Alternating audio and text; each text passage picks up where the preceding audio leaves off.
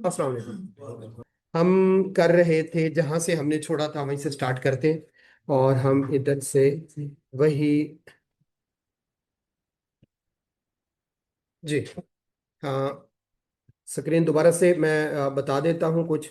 Online बच्चों के लिए इनकम फ्रॉम बिजनेस 2 लाख है, 4 लाख, 6 लाख है इनकम फ्रॉम कैपिटल गेन।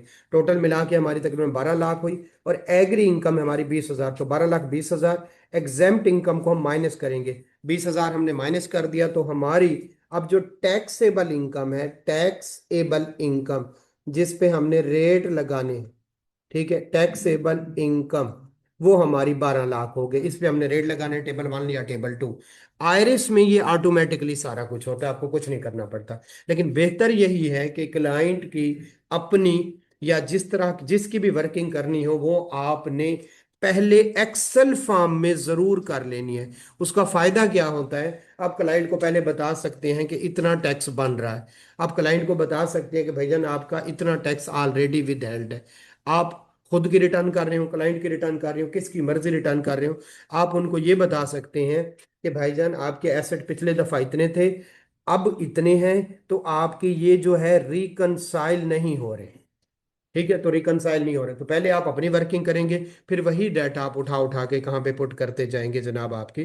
ठीक है, जो है आईरिस पे पुट करते जाएंगे। आईरिस को कैसे पुट करते हैं वो हम कर लेते हैं। चलिए, जब तक हम आईरिस हमारा लॉग इन नहीं होता, दूसरे लैपटॉप पे हम नहीं जाते, हम कुछ और बात कर लेते हैं। सैलरी का हमें पता है। सैलरी की 2-3 बातें हमें जो पता चली हैं वो इस तरह से पता चली हैं कि जो भी benefit from employer to employ आएगा वो सैलरी है कैश की सूरत में। अगर उसने घर दिया हुआ है या उसने गाड़ी दी हुई है तो वो हमें पता है। इसी तरह से मेडिकल अलाउंस, मेडिकल फैसिलिटी, मोटी मोटी बातें हैं। और एक मोटी एग्जाम्पशन जो हर जगह पे होती है वो है 10% ऑफ बेसिक सैलरी, वो मेडिकल अलाउंस एग्जाम्प्ट होता है। ठीक है। सैलरी में और भी 2-4 एग्जाम्पशन है, अभी हम उनको नहीं कर रहे, लाइक गवर्नमेंट एम्प्लॉयज को और आर्मी वालों को किट अलाउंस होता है। इसी तरह से कोई मोबिलिटी अलाउंस छोटा मोटा होता है, ट्रेवलिंग अलाउंस, डेली अलाउंस, ये हर जगह पे एग्जाम्प्ट होता है, चाहे गवर्नमेंट है या कोई भी है, टीएडी है। खैर, तो ये सैलरी का हमें पता चल गया। अब सैलरी के साथ इनकम फ्रॉम प्रॉपर्टी, तब तक थोड़ा सा मैं आपको बता देता हूं। जितना आपको रेंट आएगा, हम थोड़ा बहुत पता चल देता है। जब तक आयरिस नहीं होता हम थोड़ा इनकम फ्रॉम प्रॉपर्टी के बारे में बात करने लगे। आयरिस जब तक ऑन नहीं होता तो जितना आपका रेंट आएगा ग्रॉस, आप उसको लिख लेंगे। से एक बंदे को लाख रुपए, एक सिनेरियो बना रहा हूं, लाख रुपए पर मंथ रेंट आ रहा है। लाख रुपए पर मंथ आ रहा है तो साल का कितना हो जाएगा? 12 लाख रुपए। वो कहते हैं 12 लाख पे टैक्स दो। कहते हैं, नहीं भाईजान, सैलरी ग्रास पे होती है और जो इनकम फ्रॉम प्रॉपर्टी है वो किस पे होता है? वो नेट पे होता है। ठीक है। अब 2-3 बातें, अगर आपकी कोई बिल्डिंग है उसको किराए पे दिया है, वो भी इनकम फ्रॉम प्रॉपर्टी। और अगर आपका कोई सिंपल प्लॉट है उसको रेंट पे दिया हुआ है तो भी वो उस, जैसे एक प्लाट खाली पड़ा हुआ था, कोई आए दोस्त, उन्होंने कहा हमने यहाँ पे पार्किंग बनानी है तो हमें ये प्लाट दे दें। दूसरे कोई दोस्त आ गए, वो कहते हैं हमने यहाँ पे टेंट वगैरह लगा के कोई अपना काम चलाना है तो हमें ये प्लाट दे दें। तो यस, प्लाट भी किराए पे दिया जा सकता है और बिल्डिंग भी किराए पे। बिल्डिंग में आपकी शॉप भी आ जाती है, बिल्डिंग में आपकी जो है घर भी आ जाता है, बिल्डिंग में आपका फ्लैट भी आ जाता है। चलिए, 2 कैटेगरी हो गई। आपने बिल्डिंग किराए पे दी हुई है या प्लॉट किराए पे दिया हुआ है। ठीक है। 12 लाख रुपया आपका किराया आ रहा है। अब इसमें से कुछ ना कुछ एक्सपेंस यानी डिडक्शंस होंगी, क्योंकि ये नेट पे होता है। जी, डिडक्शंस की मैं बात करने लगा हूं। पहली पहली डिडक्शन डिडक्शन जितना रेंट है उसका 1/5 आपको रिपेयर अलाउंस मिल जाता है हर साल। इसका मतलब है जितना रेंट आए कितना उसमें से मिल जाना है हर साल? 1/5। लेकिन ये सिर्फ और सिर्फ बिल्डिंग के लिए होता, क्योंकि प्लाट तो खराब नहीं होता ना। बिल्डिंग के लिए तो रिपेयर 1/5, 12 लाख का 1/5 कीजिएगा, थोड़ा सा कैलकुलेटर आपसे चाहिए होगा। 12 लाख का 1/5 मैं खुद ही कर लूं। 12 लाख, 2 लाख, 2 लाख, 2,40,000। तो ये खाम खा ही आपकी इनकम 2,40,000 से कम हो जाए। 2,40,000 से कम हो जाएगी। क्लियर हो गया? तो जब भी कोई रेंट ले रहा हो उसको आपने, और यूजुअली बिल्डिंग ही होती है, प्लाट अगर किराए पे दिया हुआ है तो उस पे ये 1/5 नहीं मिलेगा। लेकिन अगर कोई बिल्डिंग है, चाहे वो आपकी कोई घर है, कोई शॉप है, कुछ भी है, तो आपको खाम खा 1/5। अब एक बंदा कहता है मेरा रिपेयर जो हुआ है टोटल 1,40,000 हुआ, तो भी उसको 2,40,000 मिलेगा। दूसरा आया, यार इस दफा मैंने बिल्डिंग रिपेयर किया, मेरा 3 लाख खर्चा हो गया, कहते हैं नहीं, आपको सिंपल कितना मिलेगा? 2,40,000। 2,40,000 मिलना है। एक बंदा आया कहता है मुझे, मेरा इस दफा रिपेयर हुआ ही नहीं है, मेरी बिल्डिंग बिल्कुल नहीं थी, वो कहेंगे फिर भी कोई मसला नहीं, आपको एक एक्सपेंस अलाउड है, कितना? 1/5। लेकिन होगा किस सूरत में? ठीक है, ऑनलाइन में आपके क्वेश्चन लेता हूँ, ये टॉपिक कंप्लीट हो जाए तो मैं आपके क्वेश्चन ले लेता हूँ। अहमद बख्श, राबिया, अदील, मैं आपको देख रहा हूँ, लेकिन मैं आपके क्वेश्चन लेता हूँ थोड़ी देर बाद। ठीक है, जजाकल्ला। ये कंप्लीट हो जाए। जी, हमने कहा ठीक है, ये समझ आ गई मुझे। कोई और भी खर्चा अलाउड है? यस, कोई अलाउड है। आपने कोई बंदा रखा हुआ है, आपकी 5-6 बिल्डिंग हैं, कुछ दुकानें हैं, आपको रेंट आ रहा है, आपने कोई बंदा रखा हुआ है, वो आपको कलेक्ट करके देता है। ठीक है, तो उसकी सैलरी, इसको कहते हैं एडमिन, उसकी सैलरी वगैरह भी अलाउड है। इसको कहते हैं admin and collection charges. Admin and collection charges, लेकिन ये मैक्सिमम 4% ऑफ रेंट होंगे, मैक्सिमम। तो अगर किसी की कोई बंदा रखा हुआ है और उसकी सैलरी दे रहा है, वो 3% अलाउड है, 3.5% अलाउड है। लेकिन अगर वो इसके 5% है, तो मैक्सिमम कितने तक अलाउड है? 4% तक आपको खर्चा अलाउड है। तो दो मेन खर्चे हैं, एक रिपेयर का, वो हर दफा दे देते हैं, रिपेयर इससे ज्यादा हो कम हो कोई फर्क नहीं पड़ेगा, आपको 1/5 यानी 20% आपको वैसे मिल जाता है। और दूसरा खर्चा होता है admin, salary, collection charges, administrative charges, कुछ भी। ये आपको मिलता तब है जब आपका खर्चा वाकई में हुआ होता है। लेकिन ये मैक्सिमम कितने तक जा सकता है? 4%। ये नहीं होगा कि लाजमी मिलेगा, ये हर दफा मिलेगा, ये लाजमी नहीं है कि मिले। ठीक है, शुक्रिया। जी जी जी, एडमिन वो भी आ जाता है, जी जी, हाँ, बिल्डिंग के लिए वो अगर गार्ड रखा हुआ है, थोड़ा सा एक सिनेरियो थोड़ा सा एक डिफरेंट आ जाता है, लेकिन अभी मैं वो नहीं बता रहा, बस आप समझ लें उसकी सैलरी भी इधर ही है। अब ओके है जी, आगे चलते हैं। एक और खर्चा, आप कहते हैं मैंने लोन लिया था और उससे ये बिल्डिंग बनवाई थी, तो उस पे जो इंटरेस्ट पे कर रहे हैं, लोन पे इंटरेस्ट, लोन नहीं, एक होती है प्रिंसिपल अमाउंट, प्रिंसिपल अमाउंट नहीं, उस पे इंटरेस्ट पे कर रहे हैं। मैंने लोन लिया था, ये बिल्डिंग बनवाई थी, तो अगर उस पे इंटरेस्ट पे कर रहे हैं तो साल के दौरान जितना इंटरेस्ट पे करेंगे वो भी आपको एज एन एक्सपेंस अलाउ हो जाता है। हम छोटे छोटे अमाउंट्स डालते जाते हैं, तो हम इधर देखते हैं। एडमिन सैलरी समझ लें 40,000 है, हमारा 12 लाख था किराया। ठीक है, 12 लाख किराया था, मैं इसको थोड़ा सा साफ कर लूँ।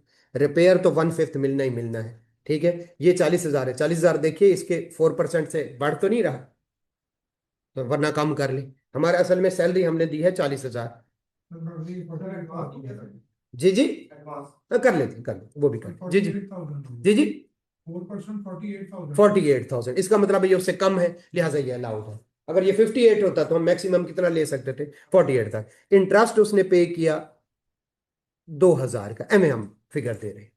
ठीक है, लें जी, इसके अलावा भी कोई खर्चा? यस, अलाउड है। कौन से वाला? आपकी प्रॉपर्टी पे किसी ने कब्जा करना चाहा, तो आपने वकील किया उसको डिफेंड करने के लिए, तो वकील वगैरह की फीस, इसको कहते हैं लीगल एक्सपेंसेस, वो भी अलाउड है।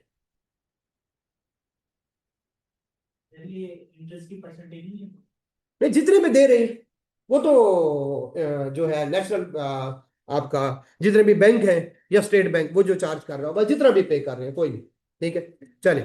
इसी तरह से जनाब, आपने साल के दौरान 14 लाख रुपया था, आपका लाख रुपए का बैड डेट, बैड डेट समझते हैं, वसूली नहीं हुई, कोई बंदा खा गया, तो वो भी एज एन एक्सपेंस आपको क्या है? अलाउड।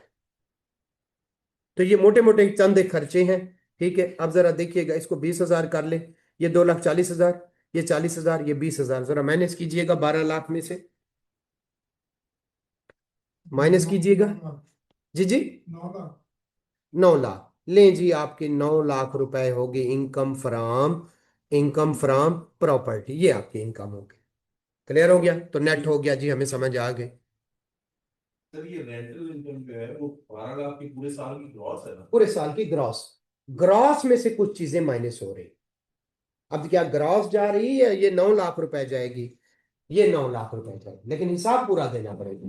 हम कहेंगे ग्रॉस कितनी है, 12 लाख, उसमें से मेरा एक खर्चा हो गया 1/5, फिर कौन से वाला, 40,000, ये 20,000, और भी हो सकते हैं चंदे खर्चे, बैड डेट हो गया, कलेक्शन चार्जेस हो गए, इस तरह के खर्चे हो। क्लियर हो गया? तो एडमिन सैलरी वो पूरे साल की नहीं बता रहे नहीं नहीं, हैं। वो भी सारे सारे, ये इंटरेस्ट भी सारे साल का। देखिए ऊपर ये सारे साल का है, तो ये मंथली नहीं होगा, ये भी पूरे साल के ही होंगे। सारे खर्चे सारे साल के, इनकम भी सारे साल की, रेंट भी सारे साल का, कलेक्शन चार्जेस भी पूरे साल। ठीक है? लें जी, हमें पता चल गया ये हमारे खर्चे हैं, ये हमारा इनकम है, तो अब कौन से वाला यहाँ पे आना है? ठीक है, 9 लाख यहाँ पे आना है। ठीक है जी। तो इसका मतलब इनकम फ्रॉम प्रॉपर्टी किसी हद तक हमने पढ़ ली। ठीक है, अब इन्होंने कहा है एडवांस। एडवांस बाज दफा कोई आता है और वो सिक्योरिटी देता है। कोई आपको, आपका किरायादार आता है और वो आपको सिक्योरिटी देता है, देते हैं जी, सिक्योरिटी देते हैं। ठीक है, सिक्योरिटी देते हैं।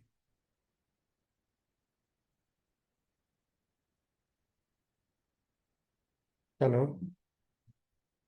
वसीम साहब, एक लैपटॉप और अरेंज करवा दे जिसपे आईरिस कोई लॉग इन हुआ हो। जी जी, वो करवा दे। कोई भी हो, मेरा मैं नहीं होगा, मैं कहूँगा इस लॉगिन से मैं बात कर रहा हूँ, वो अदील हो, हाशिम हो, अकबर हो, तो मैं उधर से बात कर लूँ।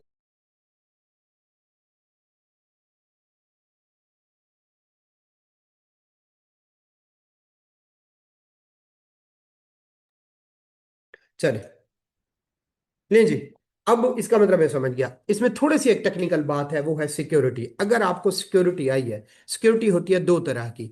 एक वो कहता है भाई ये एडवांस रेंट है 4 महीने का, क्या है, एडवांस रेंट है, इसको इग्नोर करना है, एडवांस रेंट की बात नहीं हो रही। ये बात कर रहा है सिक्योरिटी की, जो कि किरायादार, यानी अगर हम इधर एडवांस लिख दें तो एक एडवांस रेंट होता है, एक एडवांस होता है कौन से वाला, सिक्योरिटी। सिक्योरिटी, हम सिक्योरिटी की बात कर ले, ऊपर भी मैंने लिखा। लेकिन दो तरह के एडवांस होते हैं, एक होता है यार 3 महीने का किराया एडवांस दे रहा हूं, और भाई अगले 3 महीने तो वो किराया नहीं देगा, फिर उसकी बात नहीं कर रहे, वो तो रेंट में चला जाएगा। मैं बात कर रहा हूं, वो आया, उसने कहा ये पकड़ो 6 लाख रुपए, ये सिक्योरिटी है, जब मैं छोड़ के जाऊंगा तब मैं आपसे क्या करूंगा, ये वसूल करूंगा। ठीक है, ये वसूल करूंगा। वो कहते हैं भाई इसके करो 10 हिस्से, इस 6 लाख के कितने करो, 10 हिस्से, और हर साल एक हिस्सा।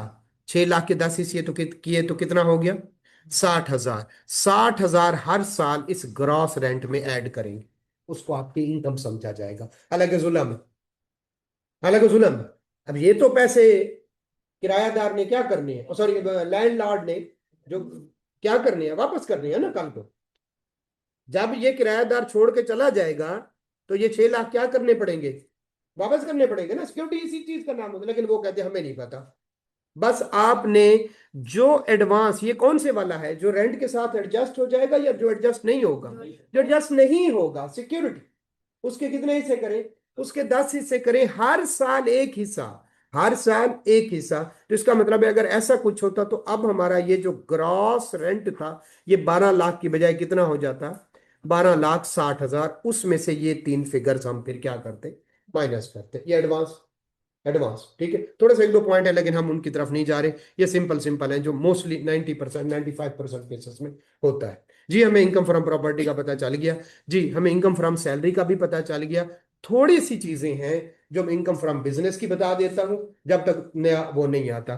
तो इनकम फ्रॉम सैलरी किसी हद तक मैं कहता हूं 80 to 90% हमारा क्लियर, मैंने आपको मेनली कंसेप्ट दे दिए इनकम फ्रॉम सैलरी। आज मैंने आपको मेनली कंसेप्ट दे दिए इनकम फ्रॉम प्रॉपर्टी के, ये सेक्शन 15 और 16 है।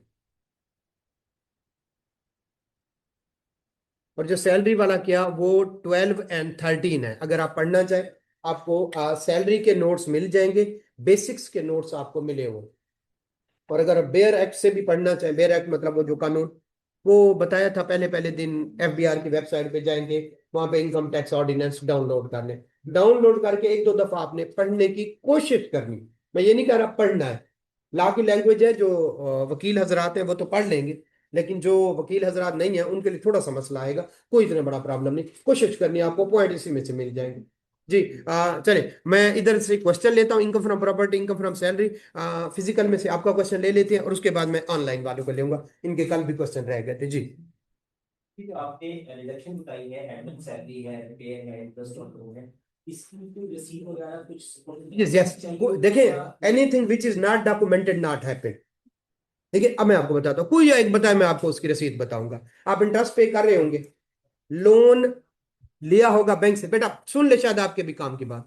आ, आपस में बातें करने की बजाय इधर एंड वाले, देखिए आपने इंटरेस्ट पे किया, एक तो बैंक के साथ आपका एग्रीमेंट हुआ होगा, लोन एग्रीमेंट, इतने सारे पता नहीं पेपर होते हैं, उन पे साइन कराते हैं, एक कॉपी आपको देते हैं, एक कॉपी आपने।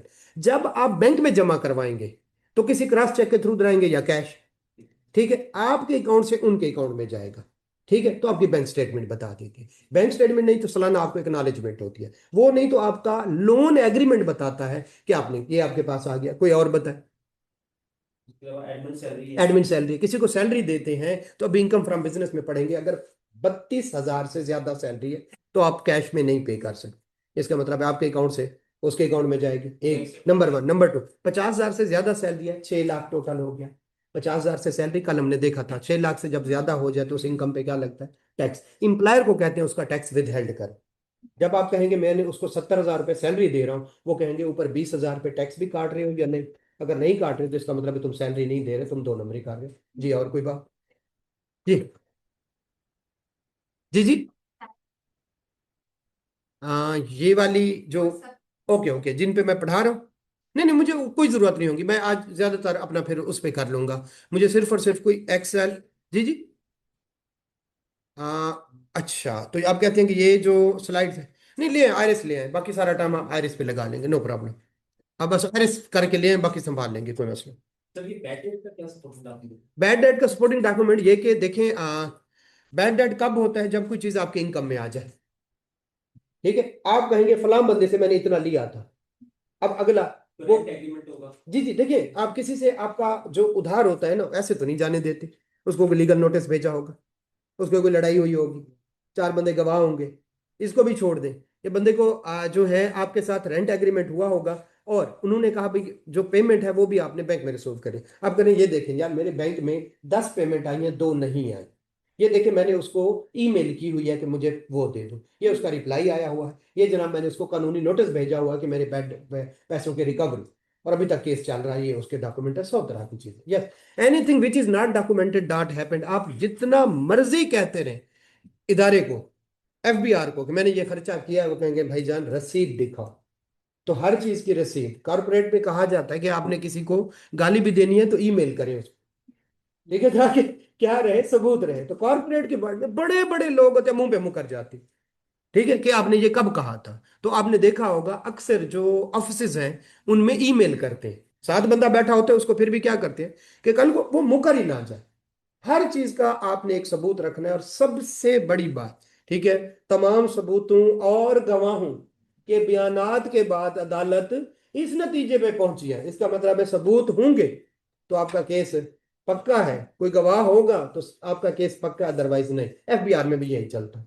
तो जो भी रखे उसका कुछ ना कोई आपके पास क्या रखे, सबूत रखे। और कुरान पाक में भी आई, ईमान वालो आपस में जब लेन देन किया करो तो लिख लिया करो, ये कुरान पाक में है, इसका मतलब है लिखना जरूरी है, आप भी कोई ना कोई सबूत रखें। जी अब ऑनलाइन वालों के क्वेश्चन लेते हैं, आप भी वो कीजिए। जी जी जी, बता, पहले फिजिकल, पहले एक क्वेश्चन और है, उसके बाद ऑनलाइन। जो प्लॉट आपने कहा प्रॉपर्टी ला, के अंदर, जी जी, अगर उसकी कोई चार दीवारी हुई है, वो नहीं नहीं, देखिए चार दीवारी है, उसके ऊपर कंस्ट्रक्शन ना, फिर भी वो प्लाट है, जैसे मतलब फेंस लगाई उसको जाए। हम प्ले नहीं कर सकते, वन फिफ्थ नहीं नहीं, 1/5 फिर नहीं कर सकते। दीवार गिर गई। दीवार मतलब गिर गई है इतनी, मतलब कितने गिर जाएगी? अच्छा अच्छा।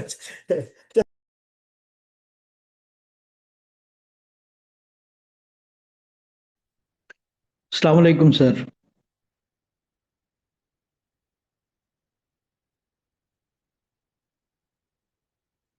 ठीक है, ऑनलाइन ऑनलाइन ऑनलाइन। जी बेटा ऑनलाइन। वसीम साहब जरा थोड़ा सा वो कीजिए। अदिल बोल रहे हैं जी, अदिल साहब। जी ऑनलाइन राबिया। अपने अपने बारी अस्सलाम पे वालेकुम जैसे सर। सर पहले हैं मिस राबिया हैं, फिर अपना अपना नाम के साथ जैसे सर पुकारते जाएं अपने अपने मकसूद। क्वेश्चन सर के सामने सर रखें। अहमद बख्श। सर वसीम साहब, शुड आई आपके आस्क? क्वेश्चन आए हुए हैं तो जो भी आपसे में से जी पूछिए शायद। राबिया, क्या सवाल है आपका? जी अस्सलाम वालेकुम आपको सर। आवाज नहीं आ रही सर? आपने 4-5 नाम बोल दिए, पता नहीं कौन बोलेगा। अच्छा, नो प्रॉब्लम नो प्रॉब्लम। मैं राबिया सर प्लीज, मैं आप please ask okay your question. Okay अस्सलाम वालेकुम सर, आपको आवाज आ रही है? नो प्रॉब्लम, आप क्वेश्चन पूछे, मैं देखता हूँ। मुझे लगता है शायद के उनके नहीं नहीं, लैपटॉप मेरी का ना तरफ इशू बंद। था, मैंने वो कर दिया है। अभी जी। आवाज आ रही है आपको जी मलिक साहब? जी जी, आ रही अब आ रही। ओके ठीक है Rabia, sir. Please ask your question. Okay अस्सलाम वालेकुम sir, I have 3 questions very quickly जी सर। सर एक तो सिक्योरिटी डिपॉजिट की जो आपने बात की, जो एट द टाइम टेनेंट वापस लेता है उसको जी। जो लैंडलॉर्ड है या जो भी ओनर है वो इन्फ्लेटेड इनकम में क्यों दिखाता है सर? उसकी मंतक क्या है? एक तो सर प्लीज ये क्लैरिफाई कर दीजिएगा। जी जी, देखिए दूसरा, मंतक मैं इस वजह से यस कर रहा हूँ कि मेरा मेरा भी मतलब देखिए जब कानून होता है ना, मंतक नहीं पूछते। वो कानून होता है। जैसे मेरा दिल करता है मैं रेड पे चलूं और ग्रीन पे रुकूं, इशारे पे। लेकिन वो मतलब उन्होंने कहा है कि रेड पे रुकना है और ग्रीन पे चलना है। तो ये क्यों ऐड करते हैं हम कुछ नहीं कर सकते, बस ये कानून है, हमें इसके मुताबिक चलना पड़ेगा। ओके ठीक है, एंड उसके पीछे कोई सर मंतक नहीं होता। दूसरा क्वेश्चन। ओके सर, दूसरा क्वेश्चन ये है कि सर कल आपने विथ होल्डिंग बाय एम्प्लॉयर के बारे में बताया था सर, वो बहुत जल्दी में निकल गया था। अगर आप सर नहीं उसको नहीं आज नहीं, कोई रिपीट जल्दी कर में नहीं देंगे निकल गया प्लीज। था। जो भी पॉइंट जल्दी में निकल जाता है वो आगे आना होता है। ओके जितनी विद होल्डिंग होगी वो मैं डिटेल से आपको एरएस पे बताऊंगा आज इंशाल्लाह। ठीक है। अच्छा सर, और अगर आपके लिए पॉसिबल हो सर टुवर्ड्स द एंड, अगर आप बेयर एक्ट में सर बताते जाएं कि एग्जेम्पशंस कहाँ होती हैं, फॉर एग्जांपल रेंट की या एग्री की, ये सारी हाँ हाँ हाँ एग्जेम्पशंस हैं। हाँ, एग्जाम्पशन आप सेकंड शेड्यूल खोलें। देखिए जी सर। पहले है बेटा, आपको इधर से बोल रहा है, प्लीज ना बोले।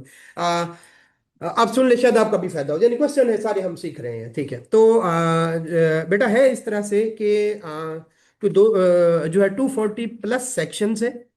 ठीक ओके है, वो सर। जब सेक्शन आपके खत्म होते हैं तो उसके बाद शेड्यूल शुरू होते हैं। फर्स्ट ओके शेड्यूल में सारे रेट्स हैं, वो टेबल 1 टेबल 2 ये सारे फर्स्ट शेड्यूल में है। और उसके बाद आपका जो सेकंड शेड्यूल है उसमें सारी एग्जाम्पशन है। कहाँ पे कौन सी एग्जाम्पशन है तो आइंदा से थोड़ा थोड़ा रेफरेंस भी मैं देता जाऊंगा। Thank you so much sir. Okay, next question. हम नेक्स्ट क्वेश्चन एक और लैपटॉप से करें। जी जी, इसी से। इनसे कर लेना, वो क्वेश्चन करें। जी ठीक हो गया। चलिए नेक्स्ट क्वेश्चन बेटा। जी अदील साहब। अदिल साहब। अस्सलाम वालेकुम सर, आवाज आ रही है सर? जी जी, आ रही अदील है आ रही है। साहब, वसीम साहब आप रुके, भुट्टो साहब, अदील साहब पूछें प्लीज। जी अदील साहब आवाज आ रही है?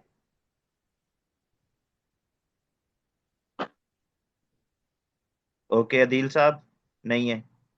मकसूद वसीम अहमद, साहब। मकसूद अहमद शनावर साहब। जी शनावर साहब। ठीक है। जी अस्सलाम वालेकुम। वालेकुम अस्सलाम। सर एक तो ये है कि शायद हम सही तरीके से सुन नहीं पा रहे कि शायद डायरेक्ट लैपटॉप पे बात हो रही है। अगर हैंड फ्री होती तो मेरे ख्याल में आसान होता, आवाज़ क्लियर आती है हमें। ठीक है। तो दूसरी बात यह है कि बहुत सारी चीज़ें जो है वो इंटरमिक्स की गई हैं डैशबोर्ड के हिसाब से। गैरेज खुला हुआ वहाँ पे। ठीक है। हाँ तुम जी जी। हेलो वसीम, हेलो आपको आवाज आ रही है? जी सर, मुझे आ रही है। हेलो। जी जी जी, मकसूद साहब मुझे आपकी आवाज आ रही थी। एक पॉइंट आपने रेज किया कि आवाज प्रॉपर नहीं आ रही। अच्छा, दूसरा, दूसरी बात यह है कि काफ़ी चीज़ें जो है ना इंटरमिक्स हो रही हैं।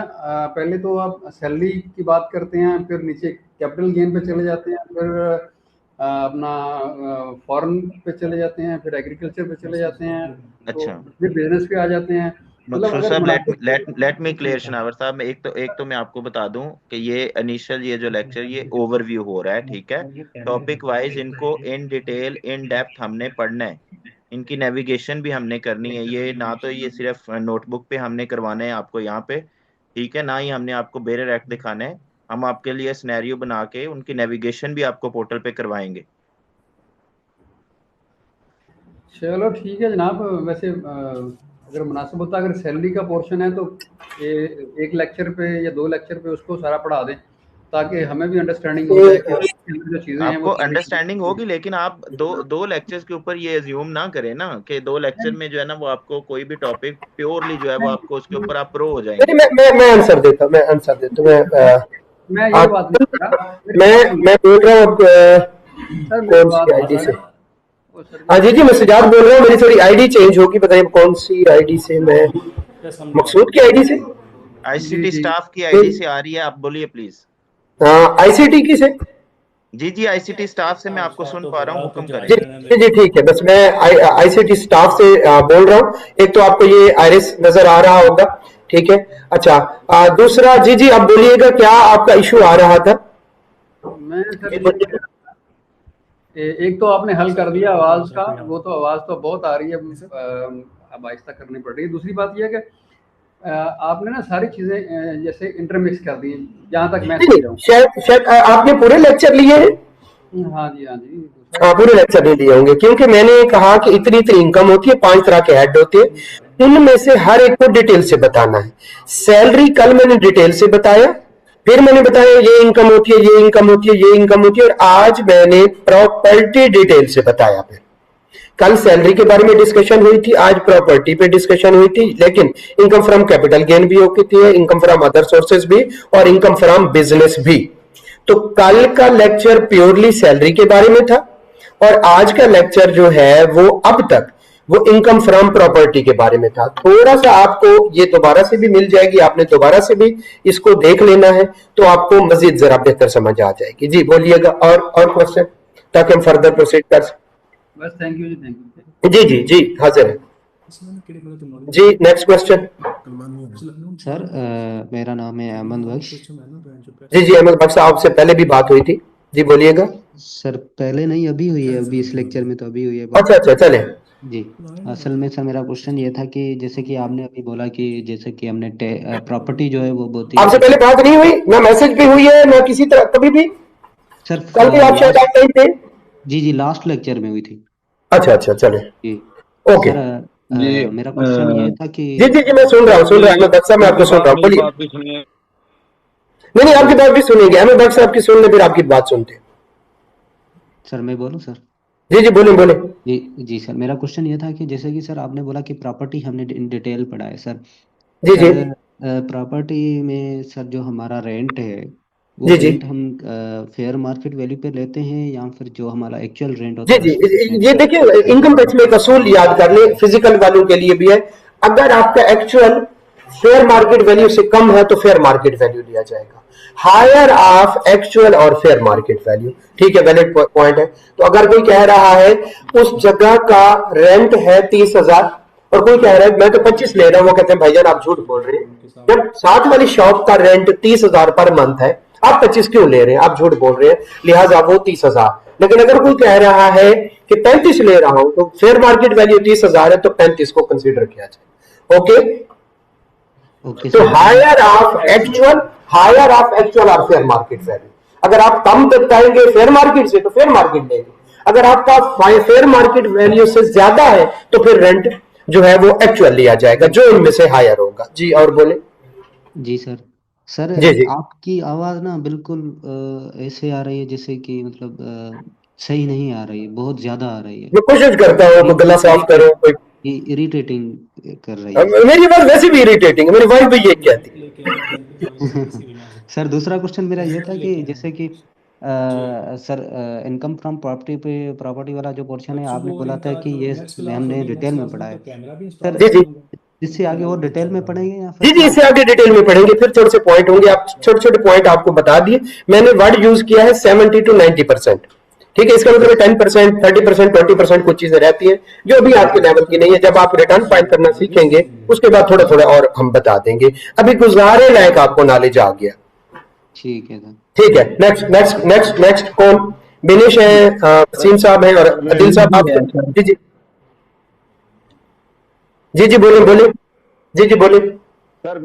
सर मेरा नाम वसीम अली लखनऊ बात कर रहा हूँ। कल भी मेरा ये क्वेश्चन था आपसे, मैं कहा आपने सैलरी वाला प्रोसेस बता दिया था, लेकिन वो क्लियर नहीं हो पा रहा था कि सर मैं एज अकाउंटेंट काम करता हूँ गर्ल्स क्रेडिट कॉलेज में, तो जी जी हमारे यहाँ पर जो भी एम्प्लॉइज है उनकी सैलरी की डिडक्शन कैसे होगी, एक चीज ये। और हमारे पास नोटशीट जो ना चार्ज होती है, कोई भी वेंडर आता है किसी भी काम से, जैसे वहां पर लॉन्ड्री है, उसकी हर जी जी महीने हमारे यहाँ नोट तब होती है 4 लाख की, 6 लाख की, तो उसके ऊपर हमें टैक्स उसकी डिडक्शन करनी पड़ती है। काइंडली इसका जी मुझे जी, वो प्रोसेस जो बता दें आपके कि पास जो वेंडर आते हैं ना, वो सैलरी में नहीं आता, वो सेक्शन 153 है, किसी का 1A है, किसी का 1B है, किसी का 1C है, उसको हम बाद में डिस्कस करेंगे। अच्छा, सैलरी प्रोसेस वाला थोड़ा बता सर, मेरी कल भी पॉइंट क्लियर नहीं हुई थी, तो किस हद जी तक जी जब बोलिए। पहुंचेगा तो वो सैलरी उसकी डिडक्ट होगी, और क्या प्रोसेस होगा इसका सर? कितने तक पहुंचेगा? सर मतलब सैलरी का उसकी कितनी सैलरी होगी तो वो टैक्स पे करेगा, और उस टैक्स पे का प्रोसेस क्या होगा? जी, टैक्स वो पे नहीं करेगा, आप उसका टैक्स विदहेल्ड करेंगे। जब वो रिटर्न फाइल करेगा, वो बता देगा मेरे एम्प्लॉयर ने मेरा टैक्स विदहेल्ड कर लिया। रेट कौन से लगेंगे? टेबल 2 वाले लगेंगे, वो आपको बता देगा। सर नहीं, मैं ये कह रहा हूँ कि सैलरी भी में हम यहाँ बनाते हैं ना, तो हम ऑलमोस्ट जो मंथली सैलरी इशू करते हैं उसमें से टैक्स का अमाउंट उन सैलरी से काट हाँ ठीक है ठीक है, समझ आ गई। एक बंदे की 1 लाख सैलरी है, आप उसको मल्टीप्लाई करेंगे 12 के साथ, जितनी सैलरी बनेगी टेबल 2 पे जाएंगे, टेबल 2 के हिसाब से देखेंगे उसका टैक्स, जो टैक्स निकलेगा वो होगा साल का, उसको डिवाइडेड बाय 12 करके आप जो है उसकी सैलरी हर महीने में से, उसकी सैलरी में से टैक्स काटेंगे। ठीक है जी समझ आ गई जी। और कोई क्वेश्चन? उमर साहब शायद, या बेनिश? जी सर, मैंने पूछना था, थोड़ा सा क्लियर करनी थी एक बात। जी जी बोले बोले, क्लियर करें। जो आपने बताया कि अगर हमने कोई अजम्पशन चेक करनी है, एक्चुअली मैं हमारे पास जो वेंडर हमें चीज़ों की सप्लाई देते हैं ना, वो कहते हैं कि इंपोर्ट की आइटम पे ना हमें देखिए देखिए आदिल साहब, थोड़ा सा मैं आपको रोकूंगा। देखिए दिल तो करता है, जो इस तरह काफी सारे बैठे हैं जिन्होंने सेल्स टैक्स सीखना है, लेकिन आज मैं सेल्स टैक्स नहीं सिखाऊंगा। इसी तरह से जो विदहोल्डिंग है वो भी थोड़ा सा अगर आप सब्र कर लें तो इंशाल्लाह हो जाएगा। कुछ एक दो दोस्त आए बैठे हैं, उन्होंने एक्सपोर्ट का सीखना ये है। बता दें कि एग्जम्पशन हमने कहाँ से चेक करनी, वो सेकंड शेड्यूल सेकंड शेड्यूल में चले जाएं, बड़े हर एक आपने डाउनलोड करना है इनकम टैक्स ऑर्डिनेंस, जी जी वो मैंने किया हुआ है। उसमें सेकंड शेड्यूल में चले जाएं, हर एक एग्जम्पशन के ऊपर हेडिंग आ रही है। ठीक है ठीक है, तो उधर से आराम से आप चेक कर लेंगे। ये क्लियर हो गया? जी जी क्लियर। एग्जैक्टली मेरे साथ डिस्कस करना होगा तो मेरा व्हाट्सएप नंबर हाजिर है, ताकि बाकी डिस्टर्ब इस तरह से अभी ना हो। मैंने 1-2 पॉइंट सिर्फ आपसे डिस्कस करने हैं, वो जी मैं जी किसी दिन जी आपसे जी जरूर, वो हम व्हाट्सएप पे कर लेंगे, मैं आपको बता दूंगा। जी जी ठीक है। उमर साहब, उमर साहब। अस्सलाम वालेकुम। जी वालेकुम सलाम। अस्सलाम। जी जी वालेकुम सलाम। दो वालेकुम सलाम। सर 2 क्वेश्चन है रिगार्डिंग सैलरी। सर एक जी जी तो सैलरी जब हम सबमिट करेंगे रिटर्न्स, तो जो नॉर्मली देखा गया है, तो जो आपका सबमिशन कर रहा है वो जस्ट आपकी सैलरी स्लिप लेता है, ना कि सैलरी सर्टिफिकेट।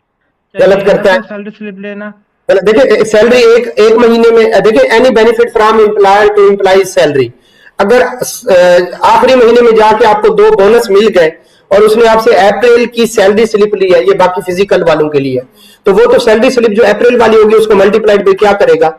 12 करेगा। जबकि जो सैलरी सर्टिफिकेट होता है वो पूरे साल का होता है, और वो साल के बाद एक कानून के तहत इशू होता है।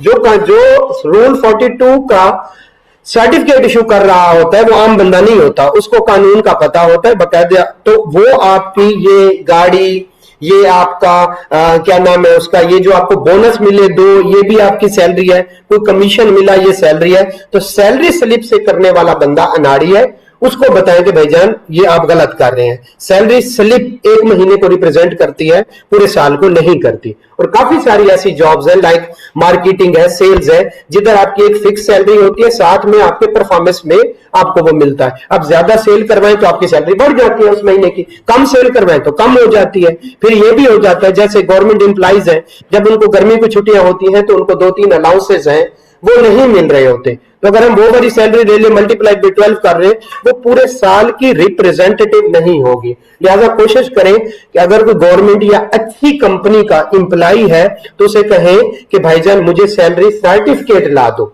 सैलरी स्लिप नहीं। ठीक है, तो वो आपको ला देगा। या फिर जो गवर्नमेंट एम्प्लॉइज होते हैं वो उनकी बाकायदा पूरा एक ग्राफ बना होता है कि इतनी बेसिक सैलरी है, फलां अलाउंस है, फलां अलाउंस है, फलां अलाउंस है, ग्राफ पे उसमें से इतना टैक्स विदहेल्ड हुआ, ये अकाउंट ऑफिस वाले या ये जारी करते हैं, तो यकीनन वो ज्यादा बेहतर है जो पूरे साल को कहे। जी जनाब।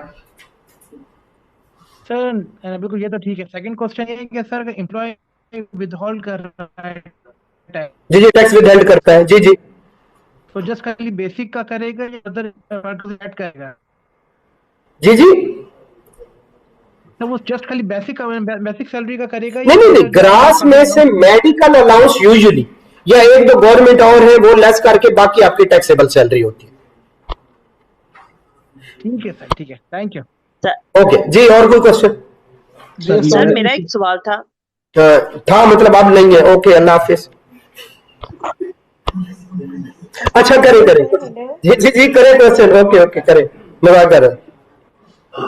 ये थोड़ी बहुत मजाक कर लेते हैं, वरना तो ये बड़ा बोर सा सब्जेक्ट है। हम चले आज। सर मेरा एक सवाल है कि है, ओके। अगर हम लोग है अभी अगर कंपनी जो से हम लोगों से हमारी सैलरी है उसके अकॉर्डिंगली उसने जो उनका परसेंट बनता है उन्होंने हमारा विद होल्ड कर लिया, लेकिन सर जो जी। बाकी अलाउंसेस थे वो भी तो सर हम लोग ने टैक्स पे करना है ना, उस चीज का वो क्या होगा? वो फिर वो खुद से जी पे जी, उनको करेंगे पता या होता है। क्या देखिए, बाकी सिस्टम होगा? अलाउंसेस भी वही दे रहा होगा ना, आपका एम्प्लॉयर एक ही होगा, तो बाकी अलाउंसेस भी वही दे रहा होगा, वो एंटिसिपेट कर लेता है। और यूजुअली आपने देखा होगा पिछले से पिछले साल एक वाकया हुआ था गवर्नमेंट एम्प्लॉइज के साथ। उन्होंने पहले टैक्स काटते रहे, लेकिन अचानक से उनको ख्याल आया, तो मई और जून में खासतौर पर जो टीचर थे उनका एकदम से उन्होंने 10-10, 15-15 हजार पर हेड ज्यादा टैक्स काटा था। तो अगर कोई कमी बेशी हो तो फिर मई और जून के महीने में वो क्या कर लेते हैं, पूरी कर लेते हैं। तो ये सारे अलाउंसेस भी उन्होंने देने हैं, लिहाजा उनका अगर अकाउंटेंट अच्छा हो तो वो प्रॉपर ही टैक्स काटता है। Okay sir, thank you. Okay okay okay, चले अब हम थोड़ी सी प्रैक्टिस कर लेते हैं। हमें कुछ चीजों का अंदाजा हो गया, कुछ हम जनाब यहाँ पे जाते हैं और हम आयरिस को समझने की कोशिश करते हैं। आयरिस, जी सर एक क्वेश्चन था। जी जी, क्वेश्चन बोले बोले। सर मैं एक कॉर्पोरेट कंपनी है, उधर मैं जॉब कर रहा हूँ। जी जी। एक्चुअली क्वेश्चन ये था, कंपनी अगर किसी भी एम्प्लॉय को, किसी भी जी एबीसी जी कोई एम्प्लॉय है, जी जी फिक्स सैलरी वो करती है। सपोज जी जी उनको एनुअल जो सैलरी है वो 1 लाख रुपए पर मंथ उन्होंने टेक होम सैलरी देनी है। उन्होंने अच्छा, टैक्सेशन जो है वो उससे ओवर एंड अबव होगी। किस क्या क्या? और वो जो टैक्सेशन हम 1 लाख रुपया टेक होम है, ओके सपोज करें, जी जी, समझ गया, आगे? जी जी, टेक होम सैलरी 1 लाख है, आगे आगे फिर मैं, जी जी, आ रही है आपकी आवाज, बोले। 1 लाख सैलरी है तो वो बन गई टैक्सेबल सैलरी, वो उस जी जी, स्लैब में टैक्सेबल चली गई, टैक्सेबल सैलरी की थी। नहीं नहीं, टेक होम और टैक्सेबल में फर्क होता है। जी जी, मैं वही कह रहा हूँ। अब जी जी, उसके ऊपर जो ओवर एंड अबव है ना, वो कंपनी ने खुद पे करना है उसके बिहाफ पे, और वो उसको पार्ट बना अच्छा के अच्छा, उसकी सैलरी एम्प्लॉयर देगी। एम्प्लॉयर टैक्स उसका खुद पे कर रहा है या आपने पे करना है? जी जी, एम्प्लॉयर ने। एम्प्लॉयर ने जितना पे करना है, मतलब पूरा एक सेक्शन है, सॉरी सब सेक्शन है इसके बारे में, कि अगर एम्प्लॉयर आपका टैक्स पे करता है तो वो आपकी सैलरी में ऐड हो जाएगा, उतने से आपकी सैलरी बढ़ जाएगी। ठीक है, कैलकुलेशन कैसे है थोड़ी बहुत, अगर हमें टाइम हुआ तो इंशाल्लाह वो कैलकुलेशन भी हम आपको करवा देंगे कि वो उसको कैसे हमने जो है कंसीडर करना है। क्लियर हो गया? जी, कैलकुलेशन इसकी सर हम करेंगे इसमें। जी जी, कैलकुलेशन करेंगे, वो बकायदा सैलरी में ऐड होता है। ठीक है, अगर any benefit from employer to employ is salary, तो ये भी एक बेनिफिट है, लिहाजा वो सैलरी में क्या होता है, वो ऐड होता है। जी जी, ये सर कैलकुलेशन की जी जी, कैलकुलेशन कैसे करते हैं, थोड़ा सा उसको 3 दफा से वो करना पड़ता है, 3 स्टेप होता है, वो इंशाल्लाह मुझे याद दिलाइएगा जब सैलरी को हम कर रहे होंगे, तो दोबारा से हम देखेंगे वो 1%, 10% में आ गया तो हम इंशाल्लाह इसको कर लेंगे। ओके है, चले ऑनलाइन वाले को सवाल, अब फिजिकल वालों को कुछ क्वेश्चन लेते हैं और उसके बाद हम इंशाल्लाह आरएस पे चलते हैं। जितना जी जी जी जी, बस अब ऑनलाइन वाले मजीद क्वेश्चन अब जरा रोक दें तो मैं एंड पे आपसे क्वेश्चन दे दूंगा। ठीक है, हम जरा आयरस पे चलते हैं, फिजिकल वालों को हम 5 मिनट देते हैं ताकि वो भी क्वेश्चन कर रहे, और फिर हम इंशाल्लाह जो है उस पे चलते हैं।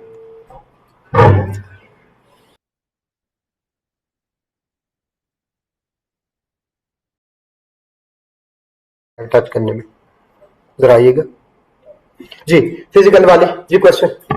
ओके, कोई क्वेश्चन नहीं, हम जी जी जी, मई या जून में ज्वाइन करता है, ओके उसकी सैलरी कर देता हूँ 1,20,000 है, दोनों को मिला 2,40,000, 60,000 से कम है। हाँ बोले। अगर जॉब छोड़ के आया जी जी तो नॉर्मली वो डिस्क्लोज नहीं करते अपनी, नहीं करते, कोई मसला नहीं। जो एम्प्लॉयर है हाँ उसने जाहिर है हैंडल करना है, ओके। तो वो फिर क्या करना? नहीं वो मैंने आपको बताया, उसकी 1 लाख, वही मैं बताने लगा था। अब 1,20,000, 2 महीनों की 2,40,000, नहीं 1,20,000 मल्टीप्लाइड बाई 12 करेंगे, पूरे 12 महीने की बना के उस पर टैक्स निकालेंगे, उसको डिवाइडेड बाई 12 करके 1 महीने का टैक्स होगा। किस बात? डिपार्टमेंट में था जी उसने कहा आपने तो हमारी बेटी का ज्यादा टैक्स काट जी दिया, तो टैक्स स्लैब में फॉल ही जी। नहीं करती, उसकी इनकम ही नहीं है इतनी, तो आप इसमें 50 सुप्रीम कोर्ट की, हाई कोर्ट के मौजूद है कि आपने इसी तरह से करना। एम्प्लॉयर को हिदायत है, और एम्प्लॉयर का जरा सुने ना प्रॉब्लम कहां पे आता है। एम्प्लॉयर को कहा आपने सैलरी देनी है तो टैक्स काटना, वरना आपका ये एक्सपेंस क्लेम नहीं होगा। आप जो मर्जी कर लें, एम्प्लॉयर ने आपका टैक्स काटना ही काटना, चाहे आप कहें 1 महीने का है, 2 महीने का। जिस बात कर रहे हैं वो मुझे कानून सॉरी जो केस है वो अच्छी तरह से याद है, बट स्टिल उसके बाद कई दफा ये बात आई है, तो एम्प्लॉयर ने यही करना है, और हम अगर एम्प्लॉयर हमने भी यही करना है। और अगर हम टैक्स कंसल्टेंट है तो भी हमने यही मशवरा देना है कि भाईजान वो पहले जॉब कर रहा था, नहीं कर रहा था, आप ऐसे समझे कि जॉब कर रहा था। और इस पे पूरा एक रूल मौजूद है कि आपके पास 1 महीना भी आया तो मल्टीप्लाइड बाई 12 करें, ठीक है, मल्टीप्लाइड बाई 12 करें, पूरे साल की सैलरी बनाए, उसमें पूरे साल का टैक्स बनाए, और फिर उसको डिवाइडेड बाई 12 करके टैक्स को 1 साल में विद होल्डिंग करनी है। विद होल्डिंग किए बगैर आपने एम्प्लॉय को जाने नहीं देना, चाहे आपके पास 1 महीना है, चाहे आपके पास 2 महीने, चाहे आपके पास 4 महीने। जी सर अगर उसके लिए उसने 2 महीने जॉब जी जी 2 महीने जॉब की है। कैलकुलेट कर लिया जी जी जी जी तो जो एम्प्लॉयर है वो क्या पूरे साल की टैक्स जो है वो जी जी वो अंदाजा लगाता है, अंदाजा लगाता है। फिर मैंने आपको बताया कि मई और जून में जाके उसको हिसाब को फिर देख लेते हैं, पूरे साल की। देखिए मैं कैलकुलेशन कर लेता हूँ। एक बंदे की ₹1,00,000 सैलरी है, आपके पास आया मई में। अब आप बेटा मुसलसल बोल रहे हैं, आप ना बोले प्लीज, बात कर दिए, आप चले जाए, मैं किसी को नहीं रोकूंगा, लेकिन बाकी डिस्टर्ब शायद हो जाए। तो पूरे जो है यहाँ पे इसको टच करने में मसला है, वसीम साहब को भेजिए। तो जो है ₹1,00,000 सैलरी है, वो आया मई में। अब आपके पास 2 महीने का नहीं, आप 1,00,000 इसको टच करने में मसला आ रहा है, मुझे वसीम साहब को भेजिएगा, वो मुझे जरा इसको करा दें। आपके पास आया मई में, मई और जून, आपने कितना टैक्स काटना है? मई में आया ₹1,00,000 सैलरी, आप उसको करें मल्टीप्लाइड बाई 12, 12 लाख। 12 लाख पे जाके सैलरी वालों के लिए होता है टेबल 2, आम बंदों के लिए टेबल 1। टेबल 2 पे जाए, जितना टैक्स बनता है वो टैक्स निकालें, वो पूरे 12 लाख पूरे साल का टैक्स होगा, पूरे साल का टैक्स निकाल के उसको 12 से डिवाइड करें।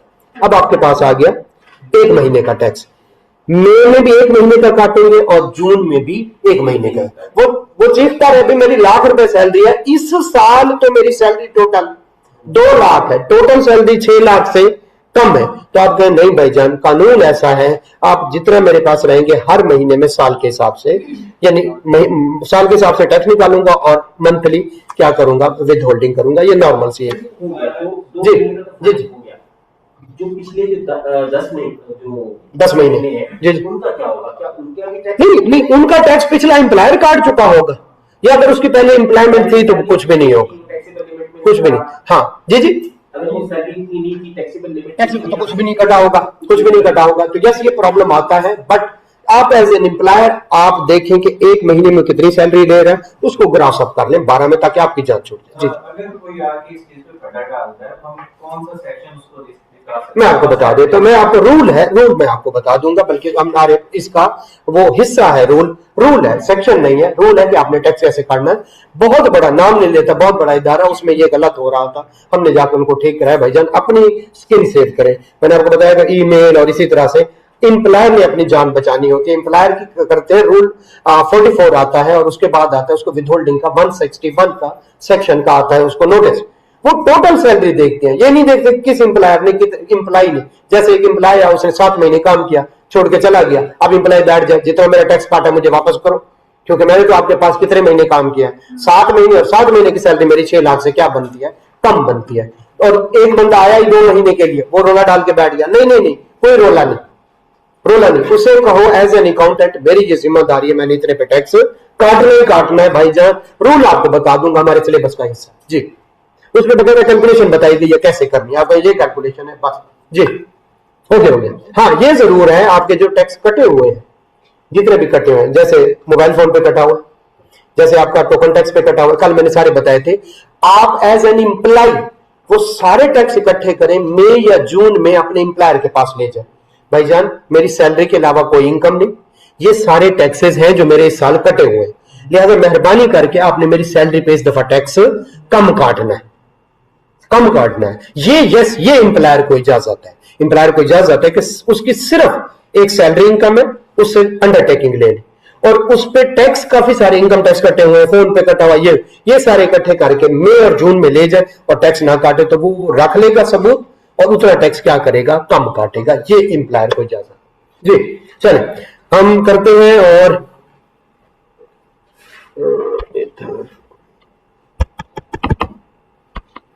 शायद क्लिक नहीं हो रहा है।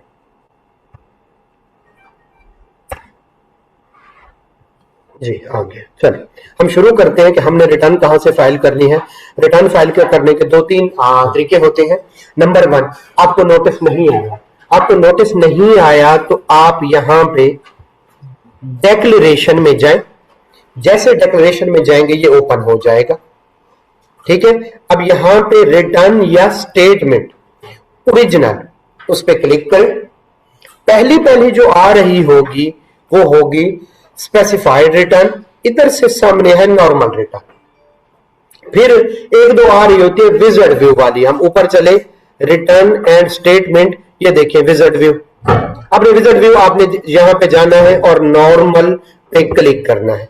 जैसे नॉर्मल पे क्लिक करेंगे ये देखिए 1 जुलाई 2024 से 30 जून 2025 टैक्स ईयर 2025 समझ आ गया ना। अगर इसने पहले रिटर्न फाइल की होगी हमें नहीं करने देगा, अगर इस बंदे को नोटिस आया होगा 2025 का तो भी हमें नहीं करने पड़ेगा जी। देखते हैं क्या हाल है, हम कंटिन्यू करने की कोशिश करते हैं और वो नीचे क्या कहता है जरा देखते हैं। इसको जरा ऊपर करके कुछ कह रहा है, हम इसको ऊपर ले जाएं तो हमें शायद समझ आएगी कि वो क्या कह रहा है। कुछ वो कोई नोटिस आया हुआ देख ले। ये हम यहाँ पे जाते हैं और हम नॉर्मल जो है वो कहता है the document already been submitted and is available in the complete task. वो कहता है ये तो 2025 की ऑलरेडी रिटर्न फाइल कर चुका है। हम कहते हैं जी कैंसिल। अब उसकी कैसे करें, ठीक है। ये देखिए हम कंप्लीटेड टास्क में जाते हैं, नीचे ये एक आया हुआ है कंप्लीटेड टास्क, ठीक है, और यहाँ पे आ रहा है, ठीक है। हम इसको देखते हैं कि वाकई इसने रिटर्न फाइल की हुई है जी, उसने वाकई रिटर्न फाइल की हुई है। ये देखिए कौन से वाली, ये देखिए 30 जून 2025 की, ठीक है। अब इसमें कैसे हम करें, ये प्रैक्टिस के लिए हम उसकी रिटर्न रिवाइज करते, हम सबमिट नहीं करेंगे, ऐसे ही रिटर्न रिवाइज समझ रहे हैं। तो हम जाते हैं डिक्लेरेशन पे,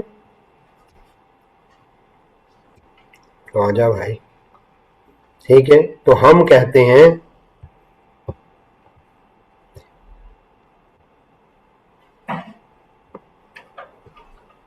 अच्छा यार ये सही, इसको मिनिमाइज हो सकता है नहीं,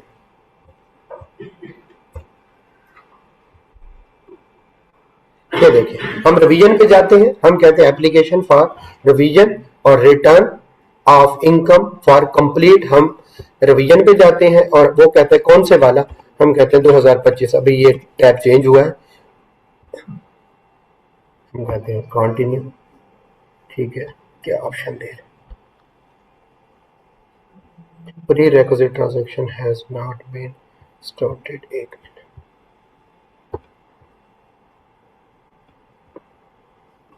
इसकी मैंने स्टार्ट तो नहीं कर दी पहले रिवीजन। 2023 सर आप सेल टैक्स की रिटर्न ओपन करें अदरवाइज आप इनकम टैक्स की रिटर्न ओके ओपन ओके हाँ मुझे समझ आ गया, सही है।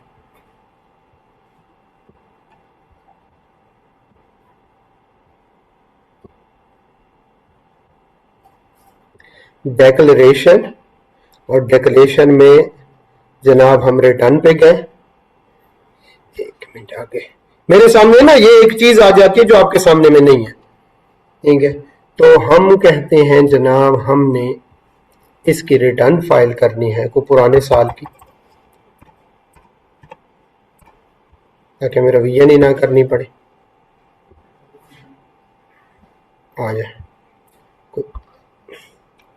Document initiated by you is available in draft, बस ठीक है। 2022 की हम कहते हैं 2020 की रिटर्न फाइल कर लेते अगर उसकी 25 की हुई है, या इसको रिवीजन वाली ऑलरेडी ये आई हुई है तो हम जाते हैं। अच्छा, जो आप काम स्टार्ट कर लेते हैं जैसे ये किया तो वो आपकी चली जाती है किसमें, ड्राफ्ट में।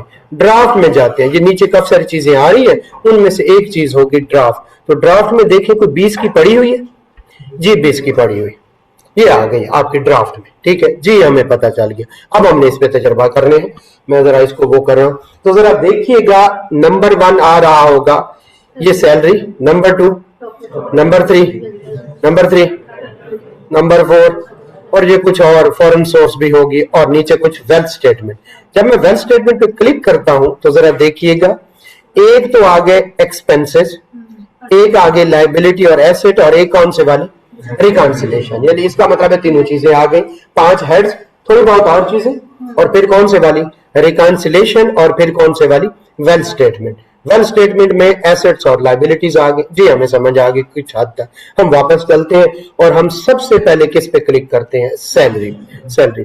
इससे जी सैलरी, अगर सैलरी, मैं इसको शेयर हो रहा है मेरा बेटा, ये ऑनलाइन वाले शेयर हो रहे हैं बेटा, कोई एक बोल लीजिएगा, ठीक है, शेयर हो रहा है, यस सर हो रहा है, ठीक है, ओके ओके ओके, चले शेयर हो रहा है। अब जरा देखिएगा इनकम फ्रॉम सैलरी, और इसके आगे वाली जो ये टैब है जरा देखिएगा, इसके आगे वाली जो टैब है वो खाली है, उसमें कुछ नहीं हो सकता। इसका मतलब है ये देखें, हाँ ये देखें, इसका पे, wages, other remuneration, arrears of salary, कोई पुरानी सैलरी थी तो ये देखें वो कहता है टोटल अमाउंट, साथ में इधर कौन से वाली, एग्जेम्प्ट। अब हम देखते हैं, हम कहते हैं जनाब हमारी टोटल है 10 लाख, ठीक है। तो इधर से आपने क्लिक करना है यहां पे एक दफा, और एक दफा आपने इसको कैलकुलेट करना है। जैसे कैलकुलेट करेंगे तो यहां पे क्या आ जाएगा, नॉर्मल आ जाए। हम कहते हैं हमारा 20,000 मेडिकल अलाउंस है, ओके हो गया, ये 20,000 लिखा, यहां पे क्लिक करना एक दफा खाली और एक दफा कैलकुलेट पे। जैसे ही कैलकुलेट करते हैं तो अब देखें सैलरी क्या हो गई, ठीक है, ये टैक्सेबल सैलरी या नॉर्मल टैक्स वाली क्या हो गई, ओके हमें समझ आ गई। दो फिर कौन से वाला अलाउंस, वो भी सैलरी में है, ठीक है। हम कहते हैं जनाब हमारे अलाउंसेस क्या है, 2 लाख है, यहाँ पे कर ले, कोई भी होगा, दैट में भी फला अलाउंस, रिलोकेशन अलाउंस, फला अलाउंस, जितने भी थे, ठीक है। ये देखें 2 लाख, अब टोटल ये 9,80,000 और 2 लाख, ठीक है, ठीक है। तो फिर क्या हो गया, ठीक है, 11,80,000। इस तरह के नीचे कोई एक्सपेंडिचर रिम्बर्समेंट, कल बात हुई थी, एक्सपेंडिचर वो इलाज करवा के आया और एम्प्लॉयर ने उसको, नीचे क्या है, वैल्यू ऑफ पर्क्स, पर्क्स से क्या मुराद है, कार, गाड़ी और इसी तरह से बाकी चीजें, ठीक है। और पेमेंट इन ल्यू और एडिशन टू पे, वो कौन से वाली, पिछले एम्प्लॉयर से कोई पैसे लिए थे, ऐसा है तो समझ रहे हो ना। इसके अलावा ये तो ये सारी चीजें मिलके हम कहते हैं वो भी 1 लाख है, ठीक है, वो भी 1 लाख है। ले जी कैलकुलेट, ये हमारी टोटल सैलरी कितनी होगी, 12,80,000, ठीक है। अगर वैसे हम एक्सेल की वर्किंग करते तो हम किस में जा रहे होते जनाब, वैसे एक्सेल की वर्किंग करते तो हम अब इस पे टैक्स लगाते, ठीक है, क्योंकि ज़कात तो हमारी है नहीं। तो अगर यहां पे हम जाके देखें तो ये एक और टैक्स चार्जेबल पे जाएंगे, वहां पे कंप्यूटेशन, उस पर क्लिक करेंगे वो हमारा आ जाएगा। तो ये देखें वो हमारी बता रहा है वही वाली बात कि 13,80,000 हमारा क्या है, ठीक है, ग्रास समझ ले, उसके बाद 20,000 तो 12,80,000 हमारी बनती है, और उस पे फॉरेन इनकम ये पहले किसी ने ऐड की होगी, हमने नहीं ऐड की, 40 जो है 4 लाख, और वो सारी की सारी एग्जाम्प्ट है। तो हमारी अगर हम यहां से देखें तो ये कितना कह रहा है जनाब, ये देखें टोटल इनकम कितनी, 12,80,000, और टैक्सेबल इनकम भी हमारी इतनी आ गई, क्योंकि हमारा कोई डिडक्टेबल अलाउंस पता है ना, ज़कात वगैरह, ठीक है, डिडक्टेबल अलाउंस नहीं है। तो टोटल इनकम, तो उस पर टैक्स कितना बनता है, 38,000, ठीक है, और tax chargeable, normal tax chargeable आप समझ ले यूं ही है। अब हम कहते हैं नहीं नहीं, एम्प्लॉयर ने तो हमारा 30,000 टैक्स क्या किया हुआ, विद हेल्ड किया हुआ, तो हम कहते हैं जरा विद हेल्ड तो बता दो। हम यहां से डालते हैं और यहां पे आया हुआ है टैक्स एडजस्टेबल। एडजस्टेबल कुछ टैक्स ये मिनिमम होते हैं, ये यूजुअली क्लेम नहीं हो सकते, कुछ फाइनल होते हैं, क्या होगा फर्क आगे बाद में देख। फिलहाल हम जाते हैं एडजस्टेबल पे। कल जो दोस्त कह रहे थे कि एडजस्टेबल टैक्स कौन से होते हैं, ठीक है, तो उनके लिए पूरी लिस्ट है। इंपोर्ट का जो एडजस्टेबल होता है ये सारा बिजनेस के लिए होता है, हमारे किसी खाते का नहीं। उसके नीचे आ रहा है जो एम्प्लॉयर ने हमारा टैक्स काटा, कितना, सेक्शन 149, ठीक है। हम कहते हैं जी हमारा सैलरी पे टैक्स कटा है, वो कहते हैं कितना, हम कहते हैं 30,000। 30,000 यहां पे लिखा, ठीक है, और यहां पे जाके कैलकुलेट किया, ऊपर लिख दिया, सॉरी, ठीक है, ये मैंने वो किया, ठीक है, ये देखिए 30,000 मैंने यहां पे लिखा, एक दफा खाली क्लिक करेंगे और एक दफा कैलकुलेट पे, ठीक है जी, मैंने कैलकुलेट किया, कैलकुलेट किया। अब जाते हैं कंप्यूटेशन पे, 30,000 वाला, ठीक है, 30,000 वाला ये कंप्यूटेशन पे जाए तो ये देखिए 38,000 आया था, उसमें से 30,000 तो ये आ गया था, ठीक है। डिमांडेड टैक्स दोबारा से जाती क्या, एडजस्टेबल टैक्स कितना, अच्छा टैक्स इधर है, सॉरी ये अमाउंट थी 30,000, ये टैक्स डिडक्टेड कलेक्टेड ये था। ये कहते हैं सैलरी कितनी थी वो लिखो ना लिखो आपकी मर्जी है, लेकिन ये टैक्स वाली ये वाली हाँ जी, मैं यहाँ पे गया, मैंने 2 दफा कहा तो ये टैक्स डिडक्टेड कलेक्टेड कितना हो गया 30,000। अब जाता हूं मैं कंप्यूटेशन पे, जब मैं कंप्यूटेशन पे गया मेरा कितना टैक्स बनता था 38,000। टैक्स की ये देखिए मेरा टैक्स विद होल्डिंग टैक्स, ये देखे ना विद होल्डिंग टैक्स कितना 30,000। तो बाकी मेरा बैलेंस, जो बैलेंस मैंने पे करना होता है वो कितना होता है, उसको कहते हैं एडमिटेड टैक्स। तो ये हमारा पहला स्टेप था कि हमने सैलरी कैसे डालनी है और टैक्स जो एम्प्लॉयर काट ले वो टैक्स कैसे करना है। मैं दोबारा जाता हूं और मैं एडजस्टेबल जो है मेरा 30,000, ये तो मेरा एम्प्लॉयर ने काटा, कोई और भी है 2-4 और है, जैसे मैं आपको कहता हूं यहां से आगे जाते हैं, ठीक है, थोड़ा सा आगे जाते हैं तो ये है कैश विड्रॉल बाय बैंक, ठीक है। और इसके सामने देखिएगा वहां पे हम एंट्री नहीं कर सकते क्योंकि बैंक ने टैक्स विद हेल्ड किया और जमा करवा दिया होगा, ये ऑटोमेटिकली आएगा, ठीक है। जैसे हम ये क्लेम कर सकेंगे। थोड़ा सा आगे चलते हैं, मोटर रजिस्ट्रेशन फी, ठीक है, और उस पर कोई टैक्स होगा, फिर कोई जनाब, ठीक है, आपने गाड़ी सेल की उस पर कोई टैक्स होगा, इसी तरह से 2, 3, 4 आपने अक्सर टैक्स देखा होगा कि वो क्या आ जाते हैं, ठीक है जनाब। तो आपने उनको क्लेम करना है तो यहां पे आपको क्लिक करना पड़ेगा। जैसे मैं यहां पे कहता हूं प्राइवेट व्हीकल पे टैक्स है, हमें यहां पे क्लिक करता हूं, वो कहते हैं भैया व्हीकल का नाम नंबर तो बताएं, या ऐसे ही क्लेम कर रहे नाम नंबर तो बताएं। मैं कहता हूं उसका ये नीचे देखिए छोटा छोटा लिखा होगा ENTD रजिस्ट्रेशन नंबर, नीचे नंबर 1 प्राइवेट है या कमर्शियल है, खुद चलाते हैं या डेबो वाले हैं आप, ठीक है। फिर कौन से वाला मेक कौन सा है, फिर कौन से वाला मॉडल कौन सा है, और इंजन कैपेसिटी कौन सी है। इंजन कैपेसिटी 1000 सीसी से नीचे तक टोकन टैक्स नहीं होता, ऊपर होता है। मैं जब ये सारा कुछ एंटर करता हूं तो फिर मुझे ये वाला सारे क्या करने देता है, एंटर। और कुछ टैक्स ऐसे होते हैं जो कि क्या होते हैं, ऑटोमेटिकली आ रहे होते हैं, गवर्नमेंट के हो गए, बैंक के हो गए जी, मुझे समझ आ गए। तो कल मैंने जो बताया थे उनमें से कुछ, इलेक्ट्रिसिटी बिल पे मैंने कहा कौन क्लेम कर सकता है, मैन्युफैक्चरर काम कर सकता है। 2-3 कंडीशन है जहां पे डोमेस्टिक कर सकता है, लेकिन हम ज्यादा डिस्कस नहीं करते। टेलीफोन बिल और सेल फोन, इनमें क्या फर्क है, हाँ बस ठीक है, एक तार वाला और एक जो है मोबाइल फोन वाला। टैक्स टेलीफोन कार्ड अब नहीं चल रहे, फोन पे इंटरनेट, फोन यूनिट्स अभी छोड़ते, इंटरनेट बिल जैसे इस पे टैक्स होता है। अच्छा हम वापस चले तो 2-3 मैं आपको दोबारा बता दूं जो अक्सर होते हैं। नंबर 1 जो एम्प्लॉयर काटता है, नंबर 1। नंबर 2 आगे नीचे चलते हैं, नीचे चलते हैं और वो टैक्स जनाब हमारा जो अगला है वो है कैश विड्रॉल फ्रॉम बैंक, अक्सर होते हैं जी। आप नॉन फाइलर है तो ये आपका टैक्स विद हेल्ड हो जाएगा। फिर हम आगे चलते हैं और हम आगे चलते हैं तो हमने देखा कि प्राइवेट व्हीकल पे कोई टैक्स होगा, ओके, इसी तरह से टेलीफोन पे है, सेल फोन पे है, इसी तरह से थोड़ा सा आगे चलते हैं तो हमारी फंक्शन और गैदरिंग पे अक्सर जब आप बड़े इदारों से वो करवाते हैं कैटरिंग, ठीक है, तो वो भी आपका टैक्स क्या करते हैं, कुछ ना कुछ आपको टैक्स चार्ज करते हैं। और लीजिए इससे आगे चलते हैं थोड़ा सा, फिर हम चलते हैं परचेज बाय रिटेलर। ये बिजनेस के लिए आजकल 236H और 236G आ रहा है, ठीक है, अगर कोई बिजनेस वाले उनको समझ होगी। बाकी आगे चलते हैं, purchase of international airline ticket, air ticket, इन पे भी अक्सर आ रहा होता है, ठीक है।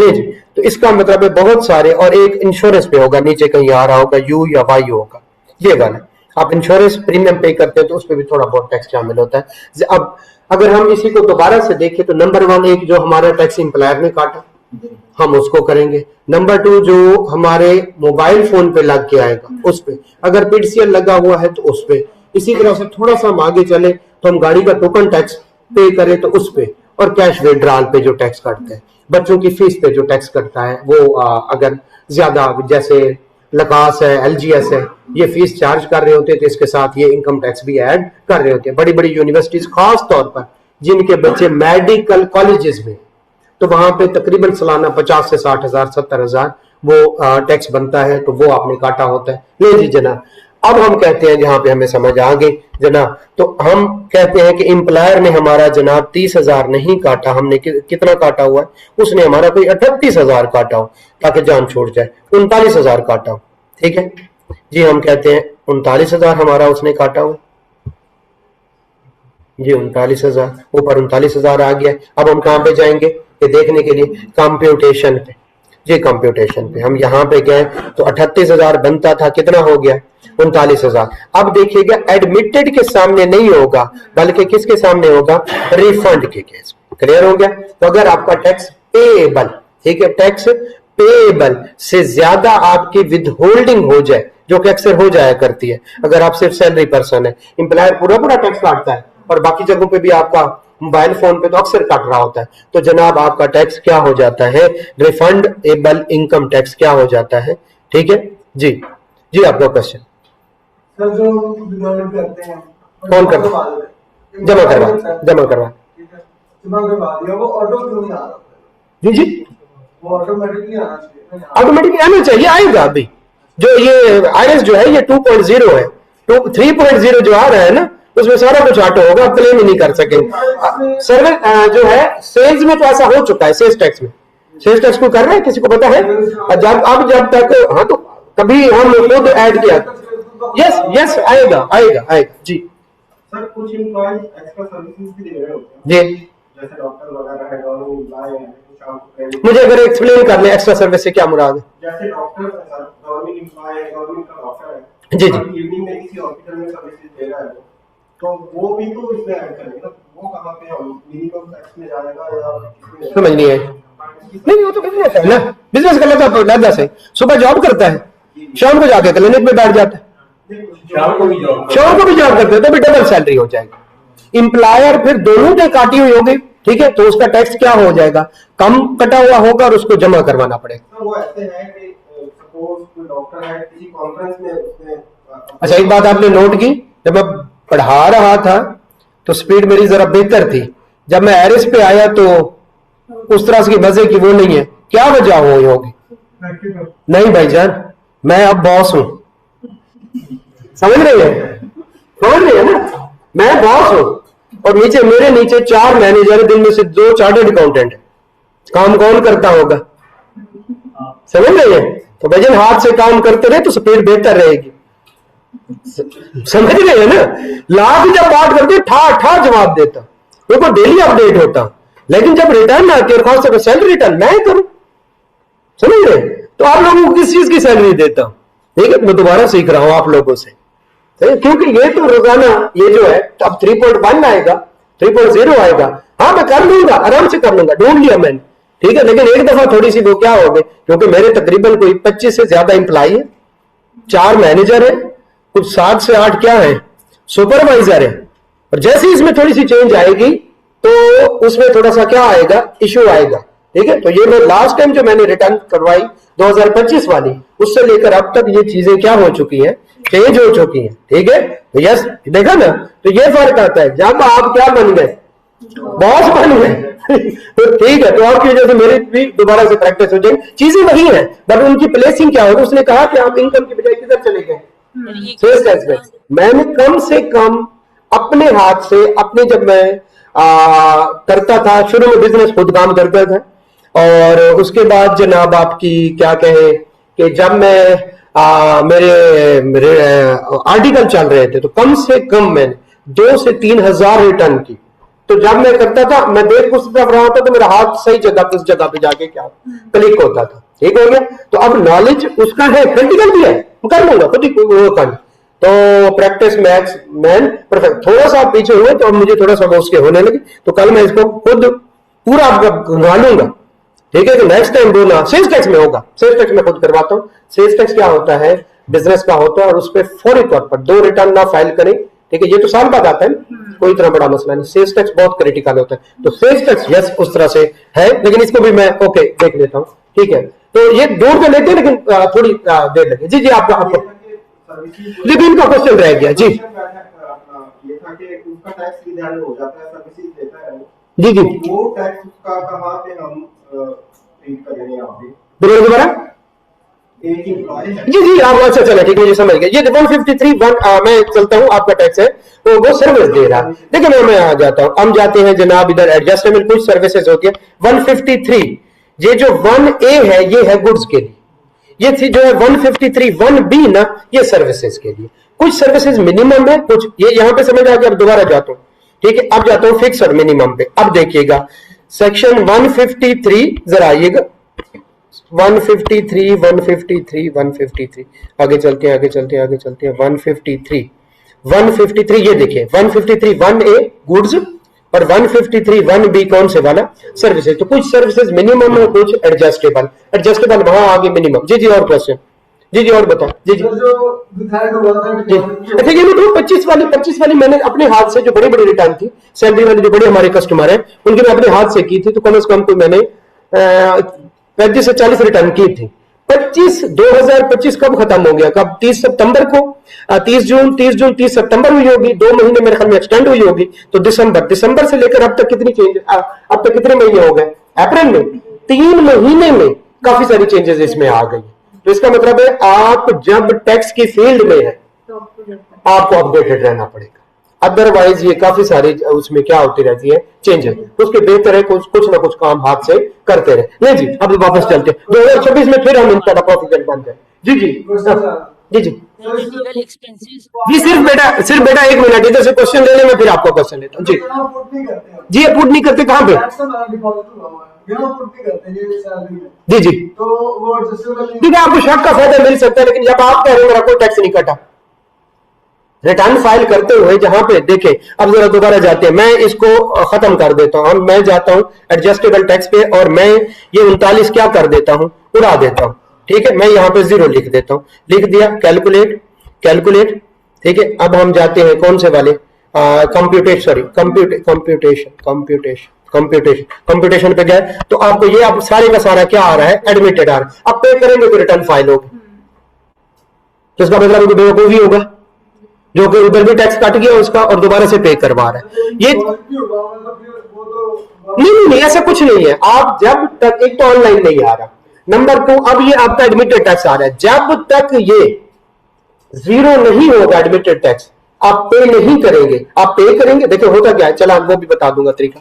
चलान बनाएंगे, जाके जमा करवाएंगे या ऑनलाइन पे करेंगे, और आपका इधर आ जाएगा। जब आ जाएगा पेमेंट क्लेम करेंगे, तो ये आपका एडमिटेड पेड दोनों बराबर आ जाएंगे। जब नहीं आ नहीं सकता ना, आप चलान बैंक में जमा कराते हैं तभी ऑनलाइन पेमेंट शो होती है, यहाँ कहीं पे होगा, मैं आपको बताता हूँ, यहाँ कहीं पे ये पेमेंट्स में यहाँ पे क्लिक करेंगे, यहाँ पे करते हो कहते आपकी कोई पेमेंट नहीं है, वो कहते आपकी कोई पेमेंट नहीं। जैसे पेमेंट करें, जहां पे लिखा हो ना नो रिकॉर्ड फाउंड, ये जहां पे जो ये वाला नो रिकॉर्ड फाउंड, यहाँ पे आपके वो सीपीआर उसको कहते हैं, कैश पेमेंट रिसीट, तो वो आपका शो होना शुरू हो जाता है। क्लियर हो गया जी, आगे चलते हैं, हम दोबारा से चलते हैं अपने मेन पॉइंट पे। हमने यहां तक कर लिया सिर्फ सैलरी, अब आते हैं हम यहाँ पे, ये एसेट्स और लाइबिलिटीज, ये कुछ उसके डले हुए हैं, जरा देखेंगे। सबसे पहले आ रही है एग्रीकल्चरल प्रॉपर्टी। एग्रीकल्चर प्रॉपर्टी से हम इधर क्लिक करते हैं तो जनाब वो कहता है ये बताएं उसका एड्रेस, ये हल्का सा पीछे कुछ आ रहा, ठीक है, तो आपने उसका एड्रेस लिख देना। नीचे कमर्शियल है या रेजिडेंशियल है, ठीक है, तो हम कहेंगे भाईजान एग्रीकल्चर है ना कमर्शियल है ना, नहीं समझे, एक एग्रीकल्चर प्रॉपर्टी होती है, एक कमर्शियल होती है, एक रेजिडेंशियल, तो हम कहेंगे भाई एग्रीकल्चर है। अच्छा हाउस नंबर फ्लैट प्लॉट हम कुछ नहीं करेंगे, हम कहेंगे मोहल्ला वहां, सकना वहां, बल्कि मोहल्ला भी नहीं होगा, सकना होगा, कोई मौजा होगा, कोई कुछ भी, जो भी उसका एड्रेस है। जब हम यहाँ पे मैं लिखता हूँ, ये देखें ABC यहाँ पे, और इधर मैं XYZ कुछ भी लिखता हूँ, इसको कहता हूँ ओके। अब ये देखेंगे, अब यही एग्रीकल्चर नीचे एक और रो आ गई और उसका क्या लिखा हुआ है, उसके सामने वही एड्रेस लिखा है जो हमने लिखा था। अब मैं लिखूंगा उसकी कॉस्ट जितने की ली थी, मैं कहता हूं जनाब 10 लाख की, मैं इधर क्लिक करता हूं, ठीक है, और ये जहां पे कैलकुलेट, दोबारा से कैलकुलेट, ठीक है। अच्छा कैलकुलेट करने से चले,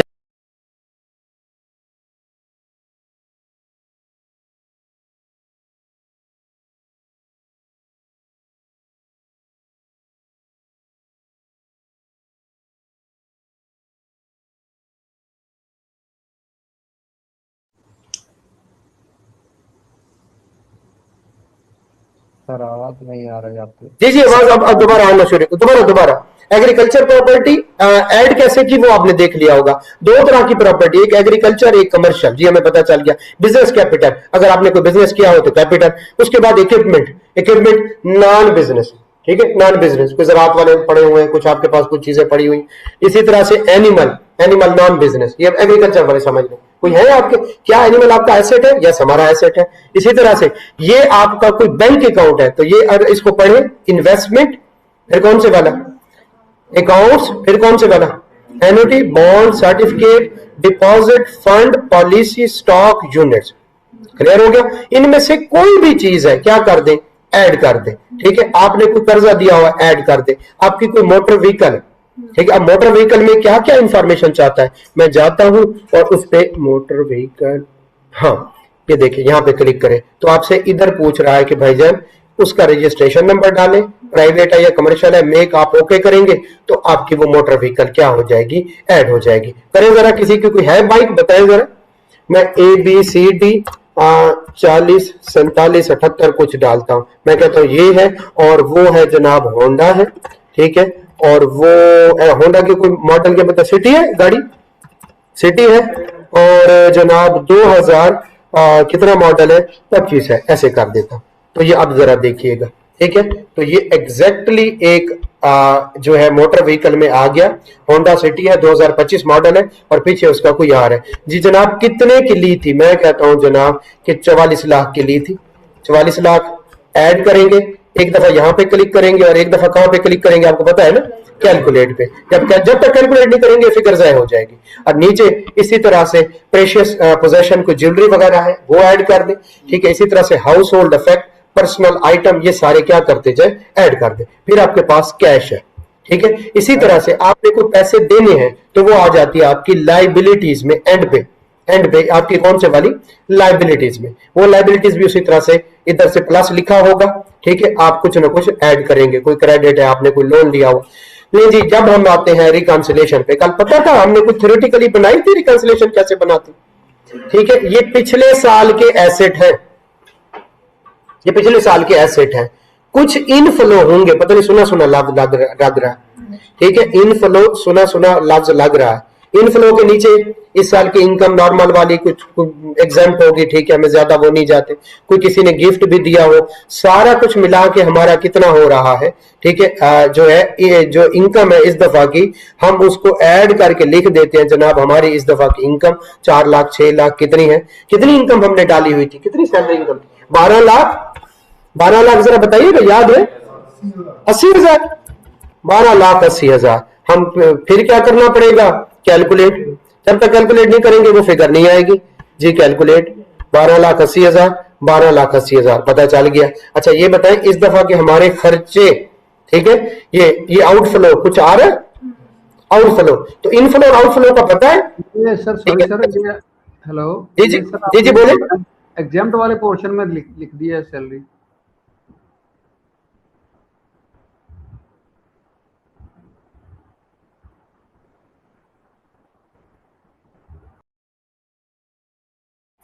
हाँ जी जनाब, इधर लिखते हैं, कंट्रोल वी और दोबारा से कैलकुलेट करेंगे वरना ये ज़ाय हो जाएगी। आपने कैलकुलेट 2-3 दफा जरूर करना है।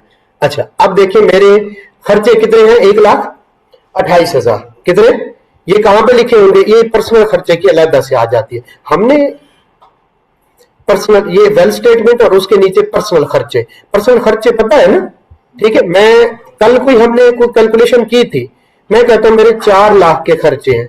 अब मेरी इनकम कितनी जरा बताइएगा, कितनी जरा बताइएगा, कितनी, ठीक है, ओके। अच्छा, मेरे इस दफा इनकम 12,80,000, मेरे खर्चे आ गए 4 लाख, तो खर्चे आपने वहां पे जाके डाल लिया जी, हमने डाल लिए। अब 12,80,000 मेरी इनकम है, 4 लाख मेरे कितने हैं, खर्चे हैं, तो मेरा कितना एक जो है, अच्छा पिछले साल के मेरे जो इस दफा के जो एसेट हैं वो कितने हैं, 56,71,000। इस दफा के एसेट 56,71,000 और इन दोनों में जो फर्क है 12,80,000। अभी मेरे खर्चे कितने, 4 लाख, तो मेरी बचत कितनी 8,80,000। तो इस दफा मेरे एसेट कितने से बड़े होंगे, 8,80,000 से, नहीं समझे। मेरे इस दफा जो एसेट हैं वो कितने हैं, 56,71,000। तो इसमें से 8,80,000 माइनस करके जरा कीजिएगा, 56,71,325 माइनस 8,80,000 जरा माइनस कीजिएगा, तो कितना बचता है, कितना जरा देखिएगा, 47,91,000 कितना, 47 लाख हाँ 91,305 ओके 305, ऐसा ही है। मैं इधर कैलकुलेट करता हूं, नीचे अनरिकंसाइल्ड अमाउंट एग्जैक्टली उतनी आ रही, देखिए ना नीचे अनरिकंसाइल्ड अमाउंट एग्जैक्टली उतनी आ रही है। मैं कहता हूं कैलकुलेट करो, ठीक है। आपने कुछ कम बताइए, 300 कितना था, 325 था, हमने 305 लिख दिया, 325 और ये कैलकुलेट, दोबारा कैलकुलेट, नीचे अनरिकंसाइल्ड अमाउंट अगर देखें तो क्या बन गई, 0। अब कंसेप्ट क्या है, पिछले साल मेरे एसेट कितने थे, 47,91,325। इस दफा मेरी इनकम ऐड करें, 12,80,000 इनकम ऐड हो गई, इस दफा इनफ्लो ऐड हो गया, उसमें से माइनस कर लें कितना, 4 लाख। तो इस दफा वाले मेरे एसेट कितने हो गए, तो आप जरा देखें, ये कह रहा है नेट एसेट प्रीवियस ईयर कितने, 47,91, नेट एसेट करंट ईयर 56, हुआ कैसे 47, कल वाली याद है रिकंसिलेशन बनाई थी, ठीक है। तो ये इस साल के एसेट प्लस 12,80,000 कितना इनफ्लो और माइनस कौन से वाला 4,40,000, उसमें से जनाब 4 लाख हमने माइनस कर दिया, तो हमारा कितना 56,71,000। तो ये रिकंसिलेशन ओपनिंग बैलेंस पिछले साल वाले, उसमें ऐड करने हैं हमने इस साल वाले इनफ्लो और हमने माइनस करने हैं कौन से वाले, इस साल वाले आउटफ्लो। तो एग्जैक्टली हमारा 56,71,325 आ गया। करना क्या, अब ये बताइए 12,80,000 कहां से आएगा, इनकम स्टेटमेंट से, ठीक है। खर्चे कहां से आएंगे, कहां पे लिखे हुए थे, जरा इधर आए, ठीक है। आखिरी दफा मैं बताता हूं, सैलरी इनकम हम जाते हैं और हम देखते हैं हमारी सैलरी कितनी है, कितनी 13, उसमें से 20,000 एग्जाम, तो 12,80,000। उस पे टैक्स कितना बनता है, कहां से पता चलेगा, आए जरा, कहां पे कंप्यूटेशन, कितना टैक्स बना 38, हमारा टैक्स विदहेल्ड कितना हुआ, कहां पे ऐड करना है, टैक्स एडजस्टेबल में, शाबाश। हम गए, हमने कहा हमारा इंप्लायर ने ही कितना विदहेल्ड किया हुआ, 39,000 या 38,000, क्लियर हो गया। जब हमने 39,000 ऐड किया, कैलकुलेट, तो हम अब कंप्यूटेशन पे जाते हैं, कंप्यूटेशन पे तो जरा देखिएगा हमारा टैक्स बनता कितना है कंप्यूटेशन पे, 38,000। ले जी हम नीचे जाते हैं, हमारा टैक्स विदहेल्ड कितना हुआ है 39,000, तो हमारा जो एडमिटेड टैक्स की बजाय कितना आ गया, कितना रिफंडेबल, ये समझ आ गया, इसको कहते हैं इनकम टैक्स।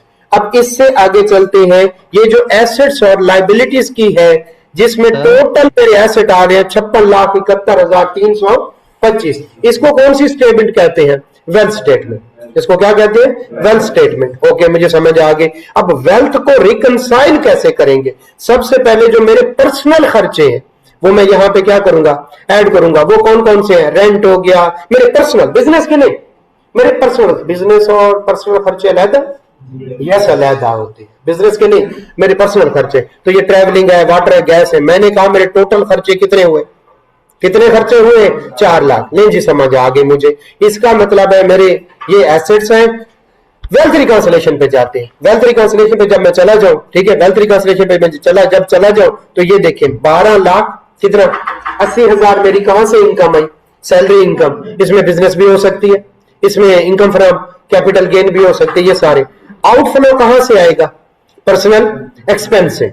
नहीं जी, तो इसका मतलब है रिकॉन्सिलेशन कैसे बनी? पता चला, opening plus inflow minus outflow, तो हमारा क्या बन जाएगा? क्लोजिंग। तो किसी हद तक हमारा क्या बन गया? हमारा जो है हमें आयरिस कुछ हद तक ऑपरेट करना आ गया। किसी हद तक, ज्यादा नहीं। अगर सैलरी सर्टिफिकेट आपको दे दिया जाए, विद होल्डिंग दे दी जाए, और आपको अपने एसेट्स की डिटेल बंदा दे दे, तो क्या आप सैलरी की रिटर्न फाइल कर लेंगे? यस, कर लेंगे। एक स्टेप के अलावा, कौन सा? चालान कैसे बनाना है। अगर सारा टैक्स यानी एम्प्लॉयर ने 37,000 डिडक्ट किया है और इधर टैक्स कितना बन रहा है? 38,000, तो 1,000 का चालान कैसे बनाना है वो मैं बताऊंगा। इसके अलावा किसी हद तक आपकी सैलरी रिटर्न क्या हो जाएगी फाइल। तो सैलरी का डाटा कहां से लेना है वैसे? बस ठीक है, सैलरी सर्टिफिकेट से। और अगर किसी के पास सैलरी सर्टिफिकेट ना हो, ठीक है, तो उसे कहेंगे फिर लिख के दो कि मेरी सैलरी इतनी है। कल को वो कहेगा, आपको सैलरी स्लिप दे देगा और ब्लेम आप पे डाल देगा। सर मुझे क्या पता, आपको सैलरी स्लिप देगा कम से कम वाली। वैसे मुझे जब नोटिस आता है ना तो वो अंजाम बन जाता है। तो जो टैक्स प्रैक्टिशनर है उसे कहें भाईजान मुझे ईमेल करो कि तुम्हारी सैलरी कितनी। उस बंदे की फाइल बनाए और उसमें वो ईमेल लगा दे कि ये खुद कह रहा है मेरी सैलरी कितनी है, इतनी है। वो कम से कम बताते हैं टैक्स से बचने के लिए। और बाद में जब नोटिस आता है तो इल्जाम आ जाता है टैक्स प्रैक्टिशनर पे। अपने आप को सेव करें, जो भी चीज है डॉक्यूमेंटेड लिखें। क्लियर हो गया? यहां तक हमारा लेक्चर ओके हो गया। किसी हद तक मैंने आपको बता दिया। इसकी अब चीजें आस्ते आस्ते क्या होती जाएंगी? रिफाइन होती जाएंगी। जी मैं फिजिकल क्वेश्चन जी कम से कम सैलरी दे, जी जी तो उसमें हम उसे लास्ट 3 मंथ की सैलरी से नहीं लेंगे? जी, लास्ट 3 मंथ की ले ले। हो सकता है पहले सैलरी उनका हो के वो शुरू में बोनस देते हैं, तो ये भी हो सकता है। तो उसे बता सैलरी कितनी, ग्रॉस सैलरी, ये उसको बता देना। नेट नहीं जी। ओके जी, आपका आपने इसके अंदर 40 लाख की गाड़ी ऐड की है, 40 लाख की गाड़ी है वो इस साल के अंदर ऐड नहीं, मैं कहता हूं पहले से भी हो सकता है आ रही हो सकता है पहले से आ रही हो, ठीक है, लाजमी नहीं। अगर इस साल ऐड की है तो उसके पीछे बैंक में 41 लाख पड़ा होगा, वो बैंक से 3 लाख उसने इस दफा ऐड किया तो 44 की सैलरी होगी। ये तो पॉसिबल ही नहीं कि इनकम 18 लाख हो और जनाब आपकी 44 लाख आपकी गाड़ी आई, ये तो अनएक्सप्लेन आ जाएगा जी। ओके हो गया, चले हम सेशन यहीं पे छोड़ते हैं। आप लोगों का बहुत शुक्रिया, आप लोगों को वेट करना पड़ा उसके लिए माजरत, और हम नेक्स्ट उस पे जाएंगे तो इंशाल्लाह और चीजें हमारे लिए बेहतर होंगी जी। जज़ाकल्लाह। अस्सलाम वालेकुम सर, क्वेश्चनिंग वगैरह नहीं होगी?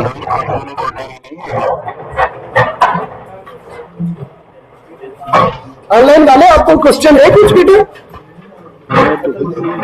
जी बेटा आपको क्वेश्चन है तो मैं क्वेश्चन ले सकता हूँ। ये आवाज आ रही है? Yes sir. जी जी बोले। सर आज की क्लास में हमें कुछ समझ नहीं आया। क्यों? आज की क्लास में हमें कुछ समझ नहीं आया। नहीं वजह क्या बनी? सर वजह यह थी कि एक तो सर स्पीड से चल रहे थे, ओके। दूसरी वजह ये थी कि सर जो चीज मतलब ना 2-3 चीज मिक्स करके चल रहे हैं, कभी किस चीज पे जा रहे हैं, कभी किस चीज पे जा रहे हैं, कभी किस चीज पे जा रहे हैं, मतलब एक साथ नहीं जा रहे हैं।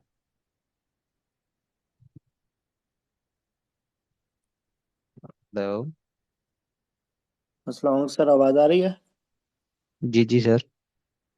सर मैं भी आपकी तरह स्टूडेंट हूँ, सरों को आवाज नहीं जा रही है मेरे ख्याल। मेरी अच्छा। भी यही प्रॉब्लम है, मैं भी यही डिस्कस कर रहा था क्या आप कल सैलरी पढ़ा रहे थे जो हमें आधा समझ आया आधा नहीं, और उस पे भी क्वेश्चन वीडियो देख क्वेश्चन बने वो तो लिए ही नहीं गए?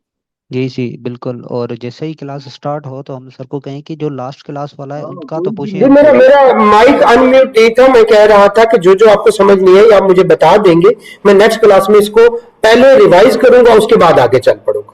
अस्सलामुअलैकुम सर। सर मेरी एक सजेशन है, ऑलमोस्ट जहाँ पर जो भी हैं उन जी जी जी जी असल में प्रॉब्लम क्या आ रहा था, मेरे लैपटॉप से जो आईरिस था वो ओपन नहीं हो रहा था। ठीक है, तो हमने लैपटॉप चेंज किया तो मेरा मेरी बात सुने ना। जी जी सर मैं ये कह रहा हूँ कि यहाँ पर ऑलमोस्ट जो भी है सबका मोटो यही है कि कल से आप जी ऐसा करेंगे, कोई भी एक मॉड्यूल लें, उसमें आप जो भी क्वेश्चन या टॉपिक रखना चाहें वो स्क्रीन पर लगे हुए हैं, उस पे 1 बाय 1 चलेंगे ना तो सबको समझ में आएगी और किसी को भी क्वेश्चन करने की जरूरत नहीं पड़ेगी। बस जैसे आपने ये सैलरी वहां पर मॉड्यूल 1 होगा, वो स्क्रीन पर शेयर होगा कि आज हम ये मॉड्यूल कवर करेंगे। पहले ओके ओके ओके जी जी आपकी सजेशन ले ली गई, डन हो गया डन हो गया। नेक्स्ट आपको पहले शेयर कर दिया जाएगा कि आज हमने क्या करना है। सर डन हो गया। और बताएं सर मेरा एक सवाल है वेरी क्विकली। जी सर जी हम लोग सर आपने आज पढ़ाया इनकम फ्रॉम प्रॉपर्टी, तो सर जी, जी। मुझे बताइए कि जो रीट होती है वो इनकम फ्रॉम प्रॉपर्टी में आएगा या इनकम फ्रॉम अदर्स होगा? ये रेट है क्या? सर रीट ये जिसके अंदर रियल स्टेट के अंदर नहीं, जो आरिफ हबीब साहब ने रीट पाकिस्तान के अंदर किया था इंट्रोड्यूस, कि आपके पास आप शेयर्स लेते हैं अपार्टमेंट में जिसके अंदर आपको एग्जेम्पशन मिलती है। जी जी तो मैं आपको व्हाट्सएप कर दूं, व्हाट्सएप पे ओके जी जी पूछूं? व्हाट्सएप कर दे, जरूर व्हाट्सएप कर दे जी। और क्वेश्चन? सर प्रॉब्लम ये है कि आपने जो पढ़ाया है आज हमारी समझ में नहीं आया ना। आपने ओके ओके कोई मसला नहीं, मैं इसी को रिवाइज कर दूंगा। हमारा लैपटॉप चेंज हुआ था और थोड़ा सा दरमियान में म्यूट हो जाती थी आवाज, तो शायद इस वजह से कम्युनिकेशन का इशू हो रहा है। प्रॉब्लम ये है कि बीच में म्यूट होती है, और जब आपने जी जी म्यूट हो गया वो मेरे बस में नहीं था, वो दरमियान में एडमिन कोई और बैठ रहा होता है तो वो हो रहा होता है, तो हम इसको मैं इसको रिवाइज करवा दूंगा, और ये जो पढ़ाना होता है वो भी मैं आपको पहले बता दूंगा जी। और बताएं? प्रॉब्लम ये है कि आप जब सर ये आपने प्रॉपर्टी टैक्स जी जी प्रॉपर्टी टैक्स ये आपने रिटर्न में कैसे लिखना है, ये वाला नहीं आज किया, ये नेक्स्ट में करेंगे। जी जी प्रॉपर्टी टैक्स में क्या रिटर्न, हाँ हाँ वो नेक्स्ट में करेंगे। कल हमने सैलरी किया था, आज हमने उसकी प्रैक्टिस कर ली, थोड़ा सा आज हमने इनकम फ्रॉम प्रॉपर्टी कर लिया, तो हम नेक्स्ट लेक्चर में इनकम फ्रॉम प्रॉपर्टी की रिटर्न फाइल करेंगे। सर जो सा बंदा अब्रॉड रहता हो ये अब्रॉड रहता हो उसको चाहिए उधर ही रहे, यहाँ पे बहुत महंगाई है। ओके ओके आपके क्वेश्चन फिर मैं व्हाट्सएप पे लूंगा, मैं इसको बंद कर रहा हूँ और मैं बाकी क्वेश्चन आपके व्हाट्सएप पे ले लूंगा, मेरा नंबर मौजूद है, आप मुझे।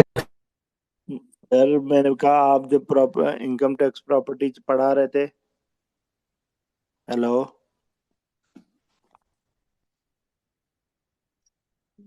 सर आपके पास टाइम नहीं है, क्लास ना ले?